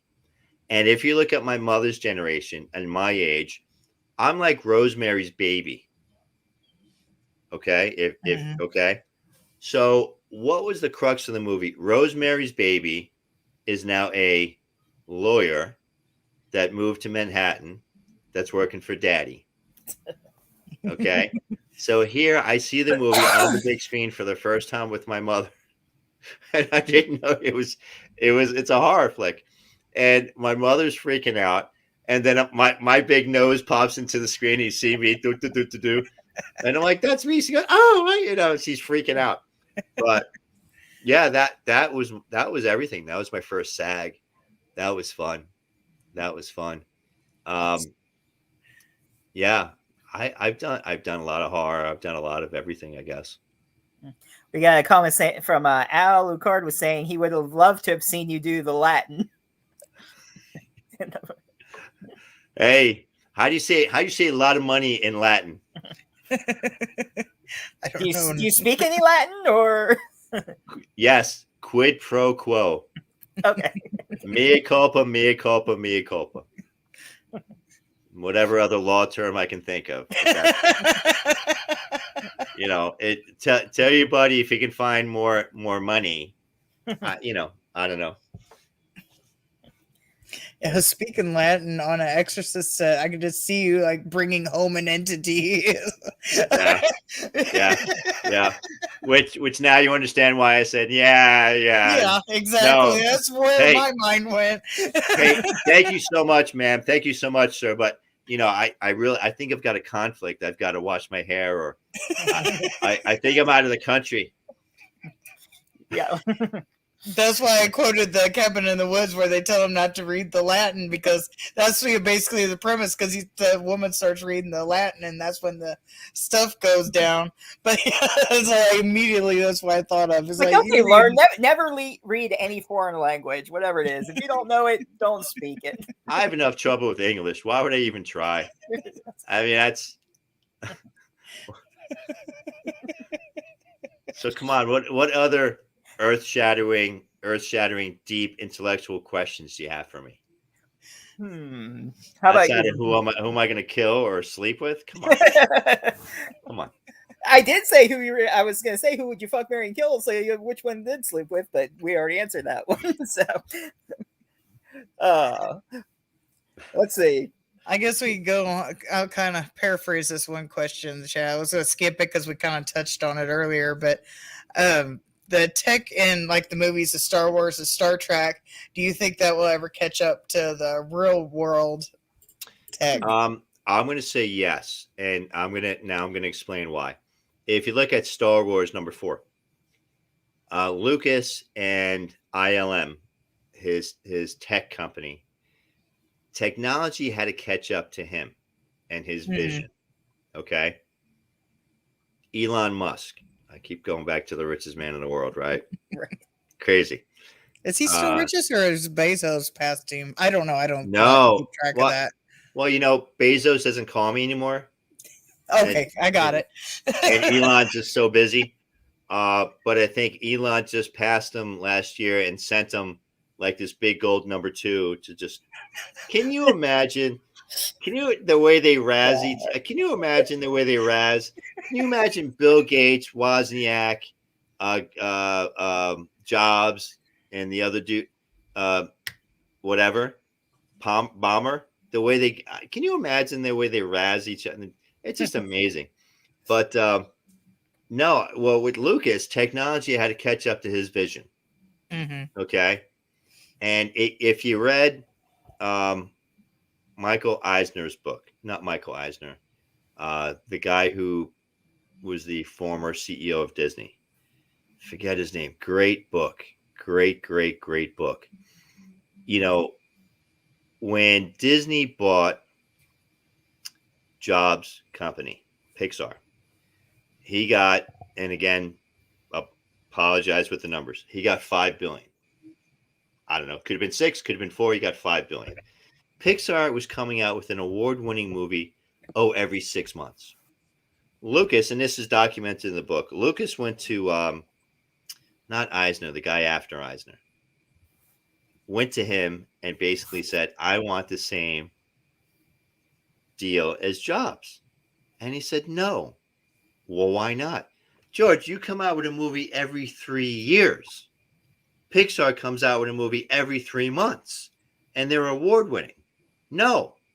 So it bruised his ego. That's what I'm saying. Guys at that level, girls at that level, the ego alone, $3 billion versus $5 billion. Look at Elon Musk. He got that NASA contract, which really saved his companies, saved his life, he says. And now look at what's going on. He's connecting the world via internet with satellites. So the AT&Ts, the Verizons, the T-Mobiles, whatever, we're going to have connectivity that no one even knows about. He's got tunneling technology, okay, that nobody even knows about. He's got a gigafactory somewhere in the country, right? He's manufacturing batteries that you don't hear about. So there's a lot of stuff that's going on. So I do, if you can imagine it, I think the intellectual minds that are out there, it'll come to pass. Maybe not in my lifetime. I do hope in my lifetime because I love to see it, but maybe not. But it is exciting because if you can dream it and you can write about it and you can have artists bring their written word to life and you can utilize technology to show your vision in a movie, it makes us dream more. Does that I mean, am I just like spewing, or does any of this sound cohesive? Yeah, it does. I mean, that's just, Yeah. You guys are a lot younger. HBO, when HBO first came out, the way they did the opening sequence, they kind of had this camera and they panned through the city, and then it opened up like ET, and then they had HBO. It took them 6 months, maybe longer, to build this little city. Okay, and then to film it, and then a slow camera, and then to make it look live. Now you got a green screen behind you. You got whatever Adobe application, and you go bang, bang, bang, Roblox, bang, you got it done. It took a year to get their opening sequence. And I remember seeing a documentary, I don't know, 30 plus years ago. So yeah, man, we are living in man's golden age. We really are. So that's what I believe. My son said something to me years ago, which I was like, dude, I don't know what you're smoking, but just stop. He goes, and this is a 22-year-old. So let's say it was 5 years ago. He goes, everything that's been invented has been invented, and there's no more. I go, how old are you? What do you even fathom what you're saying? Do you even know the words that you're saying? There's stuff coming out that will blow my mind, never mind your mind, over the next 6 months. Moore's Law, right? The founder of Intel. Bigger, faster, smaller, right? What's Moore's Law? Every 6 months, technology is that much better and smaller and faster. Yeah. That's Moore's Law, So it's just, again, I think we're living in the golden times. Yeah. It's, do we get tribal? How do we position ourselves? You see, not that I'm a pragmatist per se. I'm not worried about the conspiracy theories, yada, yada, yada. I do the best I can. I'm getting in touch with what my gifts are, with who I am. And that's what I focus on. If I can do something and build wealth that can help my kids and my grandkids change the world, God bless us all. I've got a mentor. I don't know if you know Ed Milet, great podcast. Ed Milet was a financial professional. He's wealthy. There's rich and then there's wealthy. He's wealthy. Jeff Levitan, a gentleman up in Georgia around my age, worth about $100 million. He's in a position to change the world with what he's doing and the people he's touching and the lives he's changing, but also through his children and his next generation. Because anything under 10 million, you're a poor millionaire. To be a poor millionaire. Anything over 10, you're a rich millionaire. And then you go into the stratosphere, 100 million, 300 million, Elon, et cetera, et cetera. You can create such a legacy, but is it going to be used for the good of humanity? Or how are you going to do it? I read something recently where there's literally trillionaires walking around. There's trillionaires that are so rich they can pay to keep their names off the Forbes top 100 list. Think about that. Think about that for a second. Now you wonder, what the hell does this guy read? Well, as the guy said earlier, no, I don't sleep. I don't sleep. And I might lay there and I'm wide awake. And I do try to read a lot, and I've got to flex that muscle even more, exercise, build that muscle even more. There's so much out there, and I don't know. I'm only going around this place once. So I gotta do the best I can, man, and just keep pushing. So Awesome. what else? What Ask else? me a deep question that no one's asked. Something good. Something good. Who are you gonna kill? Really? I don't know who you're gonna get. We had a short time to think of stuff. Okay. What's something that you want to? What's something you want to share about yourself that we might not know? Whether it be something personal about yourself that you've learned in life, or hobby, interest, anything that you want to throw out that amaze us. Tell us something that you've never told anyone on a podcast. Next question. Boom. What do you want to know? My acting age is 35 to 55. I'm on the phone with a producer from Budapest, and he goes, "Are you comfortable playing a senator that's 50 years old?" Yeah, I'm pretty comfortable. He goes, "I know you're a lot younger," and I'm thinking, "Thank you, sir, but I'm X." No, really? So that's pretty cool. No, something that nobody knows about me. I'm a culinary school graduate. I train as often as I can. It's part of a lifestyle now. I've given up trying to figure out human nature. There's certain amount of influence that I can have. I try to work on myself daily. By working on myself daily, I think I can put good out there. Whether that good is perceived or not, it's totally up to the person receiving it and how you interpret it. But I'm a very sensitive guy. And that's, next question. Moving on. Boom. Huh? Do you have any kind of like hobbies like collecting, or I can't think of anything else off the top of my head. There's like collecting or like building models or photography, I guess. Was that Cujo? No, it was my husband. I'm sure he could be called Cujo. No, I don't know. I mean, I like red wine. I like to work out. I like doing stuff like this. I like doing movies. Workout, that could be a hobby. I don't know. It's lifestyle hobby. Lifestyle. I love what I do. I don't know. I guess I'm pretty fucking boring overall.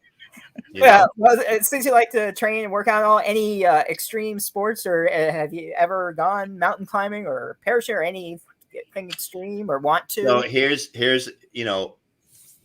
since I never say no. If a producer calls me up, and I rarely say no, as I've qualified myself with Killer Miller. Dennis, you can ride a horse, right? Yes, sir. Yes, I can. When do you need me on set? 3 months. Okay, good. Go learn how to ride a horse. Hey, Dan, you can jump out of a plane, right? You parachute, right? Yes, sir. When do you need me done by? Oh, tomorrow we need you on set. Yeah, sorry, I'm busy. Sorry, I'm booked. Call my manager. Woo! I've never gotten in trouble per se. I need to learn how to play guitar. Okay, so June, July-ish. I need to know that. The Italians, an international crime drama. I'm the assistant director of New York Homeland Security. I'm by far one of the most corrupt politicians in New York City. I'm in cahoots with the Yakuza, the mafia, just everything. But I'm also a very passionate person. I play the guitar, and I'm very much a womanizer, and I like my red wine, and I'm a man about town. So that's kind of that role. I like developing characters, because when I'm on the phone or if I'm doing a Zoom call with the writer and I reiterate to the writer what my thoughts are of the character, 85% of the time, I've either nailed it or I'm very close. Like you guys, you wrote whatever, and I tell you, hey, my character is blah blah blah blah blah blah blah blah blah, and you're like, wow, you really got it. Or you're like, you know what? Yeah, but have you thought about this? So, that comes to an imagination and stuff like that. I like red wine. I'm a sociable guy. I'm not an introvert. I'm an extrovert, but my inner circle is really small, and there's security in a small inner circle, and there's reasons for that. I remember Joaquin Phoenix was being interviewed by Anderson Cooper, and they were walking in the Hollywood Hills. And Anderson said, yeah, so, Monday night, so what do you do? And he's like, well, I have dinner with my friends. And he's like, wait, do we really have to go there? Right? That's his personal business. That's Right. his personal life. It's interesting because as you're building your career, you seek the limelight, you seek people, you want to build a following. I genuinely love people. When I get recognized, first off, I don't think it's me. I'm in Walmart getting tires, and someone's like, "Oh my God, it's you!" And I'm thinking, who? You're in that commercial. And I was like, "Oh yeah, hey, how are you?" Hug, picture. I enjoy that. I'll probably always be that guy, but you're not going to be part of the inner circle, Right. Mm. The friends I have, I love them. I'm close to them. I'm a family guy. Yeah, so that's. Would you ever think? How is it? Is it a challenge? I mean, of course, you have your friends that you've known a long time. Is it ever hard? Like, if you meet someone new, does it take longer to trust them to become a friend and not just they want to hang around because of your career? How's that for you? No, I wear my heart on my sleeve, which is you should know enough at a certain age not to. But you wear your heart on your sleeve. What I find myself doing now, I got into an incident. The gym is my safe place. It's my happy place. It's my fortress of solitude. I put my headset on. I say hi to a few people, fist bump, and then just leave me alone. Stay out of my way. So I'm doing shoulders the other day, and I feel good. I'm in the zone. Just had a little mishap with Miami. A little mishap. I'm like, I need the gym. So I'm working out, and then I feel the weight of a stare. And you just kind of feel something. I looked over and I saw this person kind of waving. I'm like, didn't even resemble who I knew that person was. And instinctually, kind of channeling my father would walk, hey, how are you? Hug, kiss, kiss. And I'm like, I just had to think before I reacted, right? Because my intuition, channeling Dennis Sr., being a gentleman as he was, a vivacious man about town, a bon vivant, my father, walk over, hey, how are you? Good to see you. No. And it was just like, and I just refocused, So I wear my heart on my sleeve, but it's a matter of slowing down, taking a breath before I react. And it's a work in progress, if that makes any sense to you whatsoever. Now, as I'm telling you this, I'm learning myself, right? Because these things are not only for you, they're also for me and whoever's getting a nugget out of it. But I'm learning a lot every day, and there's preservation in it. There's a reason why, and I keep saying, man, and please forgive me, I'm not, whatever. Where the older you get, your circle of friends gets smaller. There's a reason for that. I don't know what that is. There's probably some books, some documentation about it, but it's also self-preservation, because my father spent 45 years at one job, utility company. He loved his work. And he basically said when he stops loving his work is when he's out, is when he's going to quit. And to see the same people day in, day out, and to do what you do, the same thing day in, day out, there's a lot of music left inside of you. Think about it. Mhm. How many people are buried in the cemetery with music left inside of them? Ponder on that a second. Yeah. How many people are dead already and we just haven't buried them?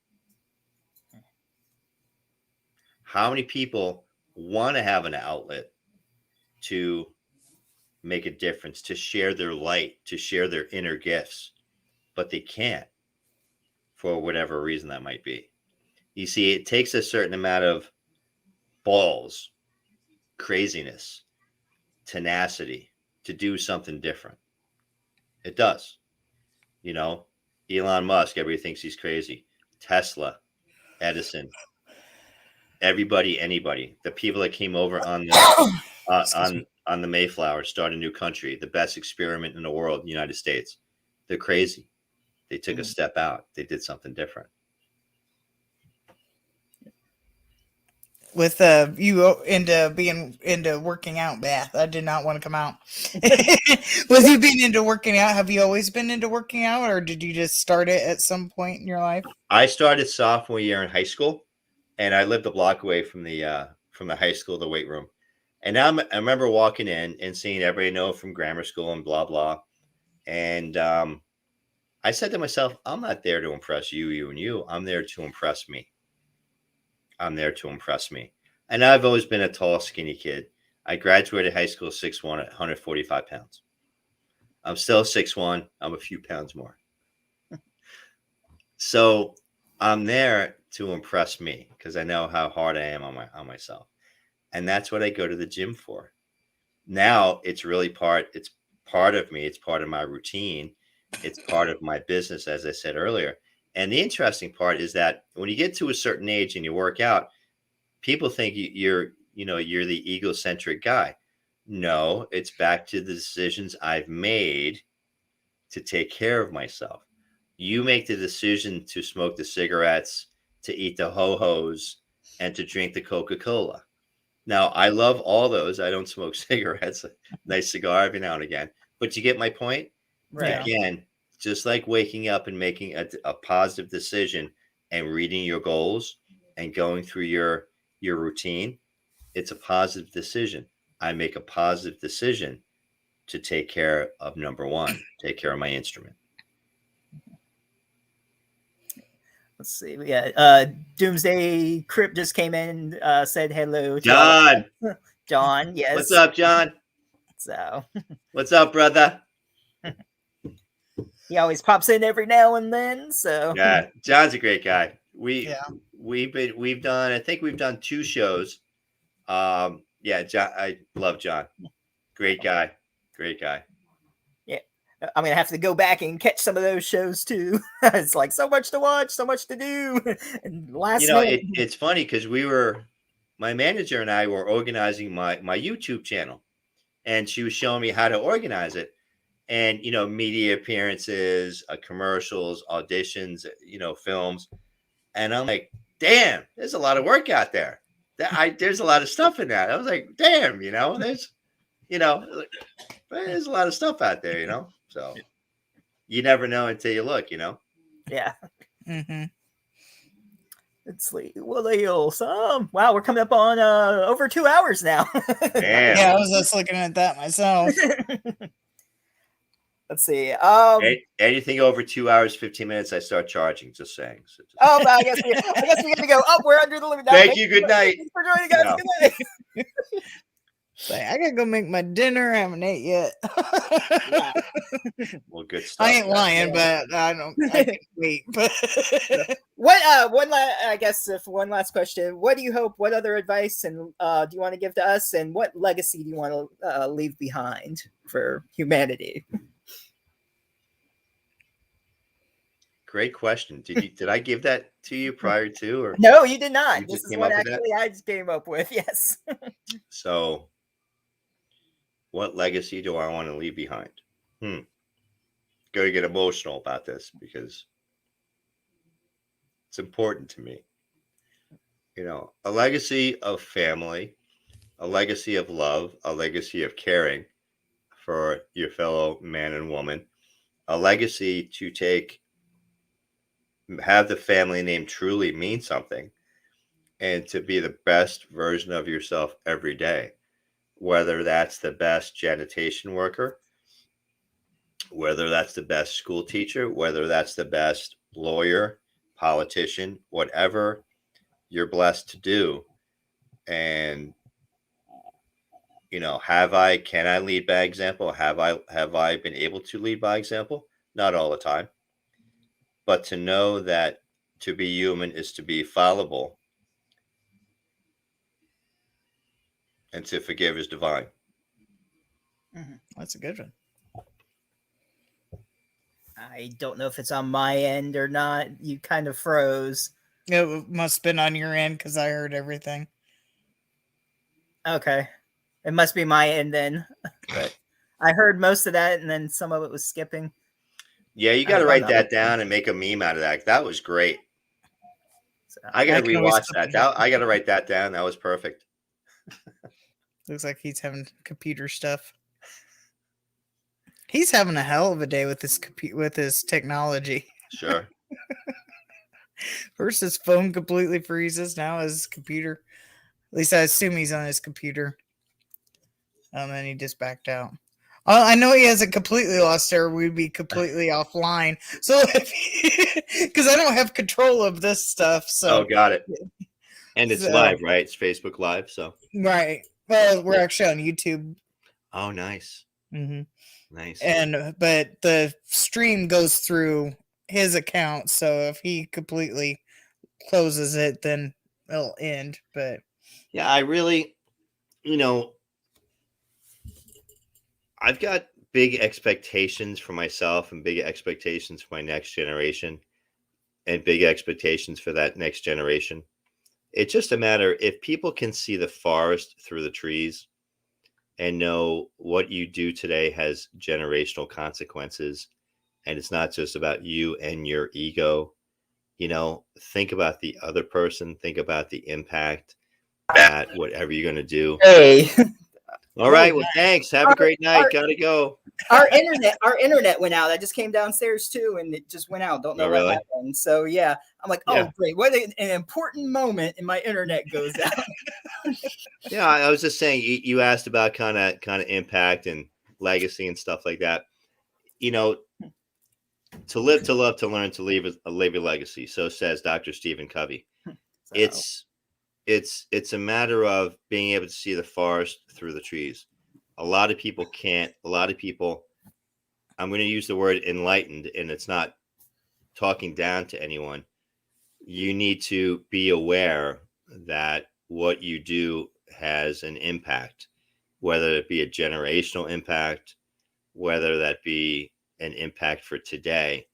But everything we do sends out vibrations. Everything that we do impacts someone somewhere tomorrow. You never know. Ed Milet posted something. I shared it on Twitter. I'm going to paraphrase, of course, because unless it's in the script, I can't remember it. Someone out there is remembering you because of the kindness you shared with them years ago. Think about that. Yeah. Think about that. Someone is also thinking about the way you treated them harshly years ago. What would you rather have? Right. You rather, and that's what I say about this business. I mean, it is business. And if you go about it from a business perspective and you communicate, people know where you're coming from. And I think I've got a pretty good reputation in this business. And as I said, not everyone's going to love me. Not everyone does. And that's okay. I must be pretty okay at what I do because I am busy. So somebody likes what I do. And I keep growing from it. And I keep trying to touch people and leave a positive impact. That's what it's all about. Let everything else take care of itself. Just you be the best version of you, and you work hard to push the ball forward positively every day. Definitely good advice. Thank you very much. Yeah. Awesome. Well, thanks for having me, kids. If I can help you with anything in the future, let me know. And, honestly, you've got my social media. put it out there. If I can help anybody with anything, please feel free to reach out. Might take me a little bit to get back to you, but I got a lot of stuff going on. I'm just really, really happy, really blessed, and just really, just in such a great place right now. It's just the whole world is just aligning and everything's just going so well. So I appreciate. If we go to 2 hours and 15, I charge you. So there's 13 seconds left. So I'll just say, love you. Thank you. Appreciate you. Good luck. God bless. I will talk to you soon. Thanks again. Thanks for having me, guys. Absolutely. Hang on. We got anything else? 3, 2. Don't think so. See ya. Bye, guys. Thank you. Bye. See you soon. God bless. Bye. Alrighty. Wow. I think it was pretty good. Even though it was kind of short notice and we didn't get to prepare as well as we normally get to. Last minute, I was pretty much ready for someone else, but that's all right. But no, it went well, I think. So learned some interesting stuff. Really great guy. So I'm glad we had him on. Mm-hmm. But yep. So I'm not sure about next week. What is? Now we'll figure it out. Well, because he was our next week's guest, so we'll figure out a topic or someone, or if not, I don't know. We'll have a little discussions among ourselves after the show. So, Right? Yeah. So questions help, by the way. Somewhat. somewhat. I was talking to him. He was asking if his questions helped in any way. I just said somewhat. Yes, all the sci-fi robotic questions. Hey, I don't think he was asked that before. True. That is true. What was the answer for? Your sci-fi robotic questions. Oh, you mentioned Isaac Asimov, So yeah. so I had to throw it out there. Okay. Well, I guess you go have your dinner. I'm gonna find something to eat, and yeah. Hopefully your internet gets fixed, or is it back now? Well, hello, I'm on here. It's back. I don't know. It's my internet. It looks like you're holding the phone, so I didn't know. No, Yeah, I'm your phone could not. have its own separate internet. Remember, the phone wasn't working. I got to wait for the battery to You die. could have a spare phone. I have two. I have this phone. Maybe I should get a spare. No, I'm on the computer still, but yeah, it went out downstairs. They were watching, or streaming something. I don't know what happened. It just went out all of a sudden. We get stuff like that here all the time. It just blips out. Yeah, what a part to go out though, right when he was being all emotional, telling a good story, and then I missed it. I got to go back and watch the replay. It was like, as soon as it's done, I was like, I think you were frozen. I was like, oh my god. And I was like, no, he was good. No, I mean, I was like, what's going on with my internet was slowly like going bad, like it was messing up on my end, and then it just shut off. Because I could sort of hear what he was saying a little bit about family and all that, and then all of a sudden. And like I could see myself moving in the camera, but the connection was shit. I'm like, what the hell's going on? But as long as everybody else saw it, I guess I'll just watch the replay. And but gosh, what a good question and answer, and right at the end. But anyway, I guess that's it. Thanks for everyone who watched, watching the replay, and tune in next week, and we'll figure out what we're gonna do. It'll be fun either way, all our randomness. So. Right. Who will we fuck? I want to watch the new, I think it's Korean. I could be wrong on that. It's foreign either way. The Everyone is Dead, or We're All Dead, or whatever. It's a new series on Netflix. It's I want to say it's Korean, but it's a zombie flick that's I think I heard about that. Yeah. Yeah, I was going to watch it last night, but then we got finding out that it was going to have somebody different than playing. I was like, well, I can't watch it now.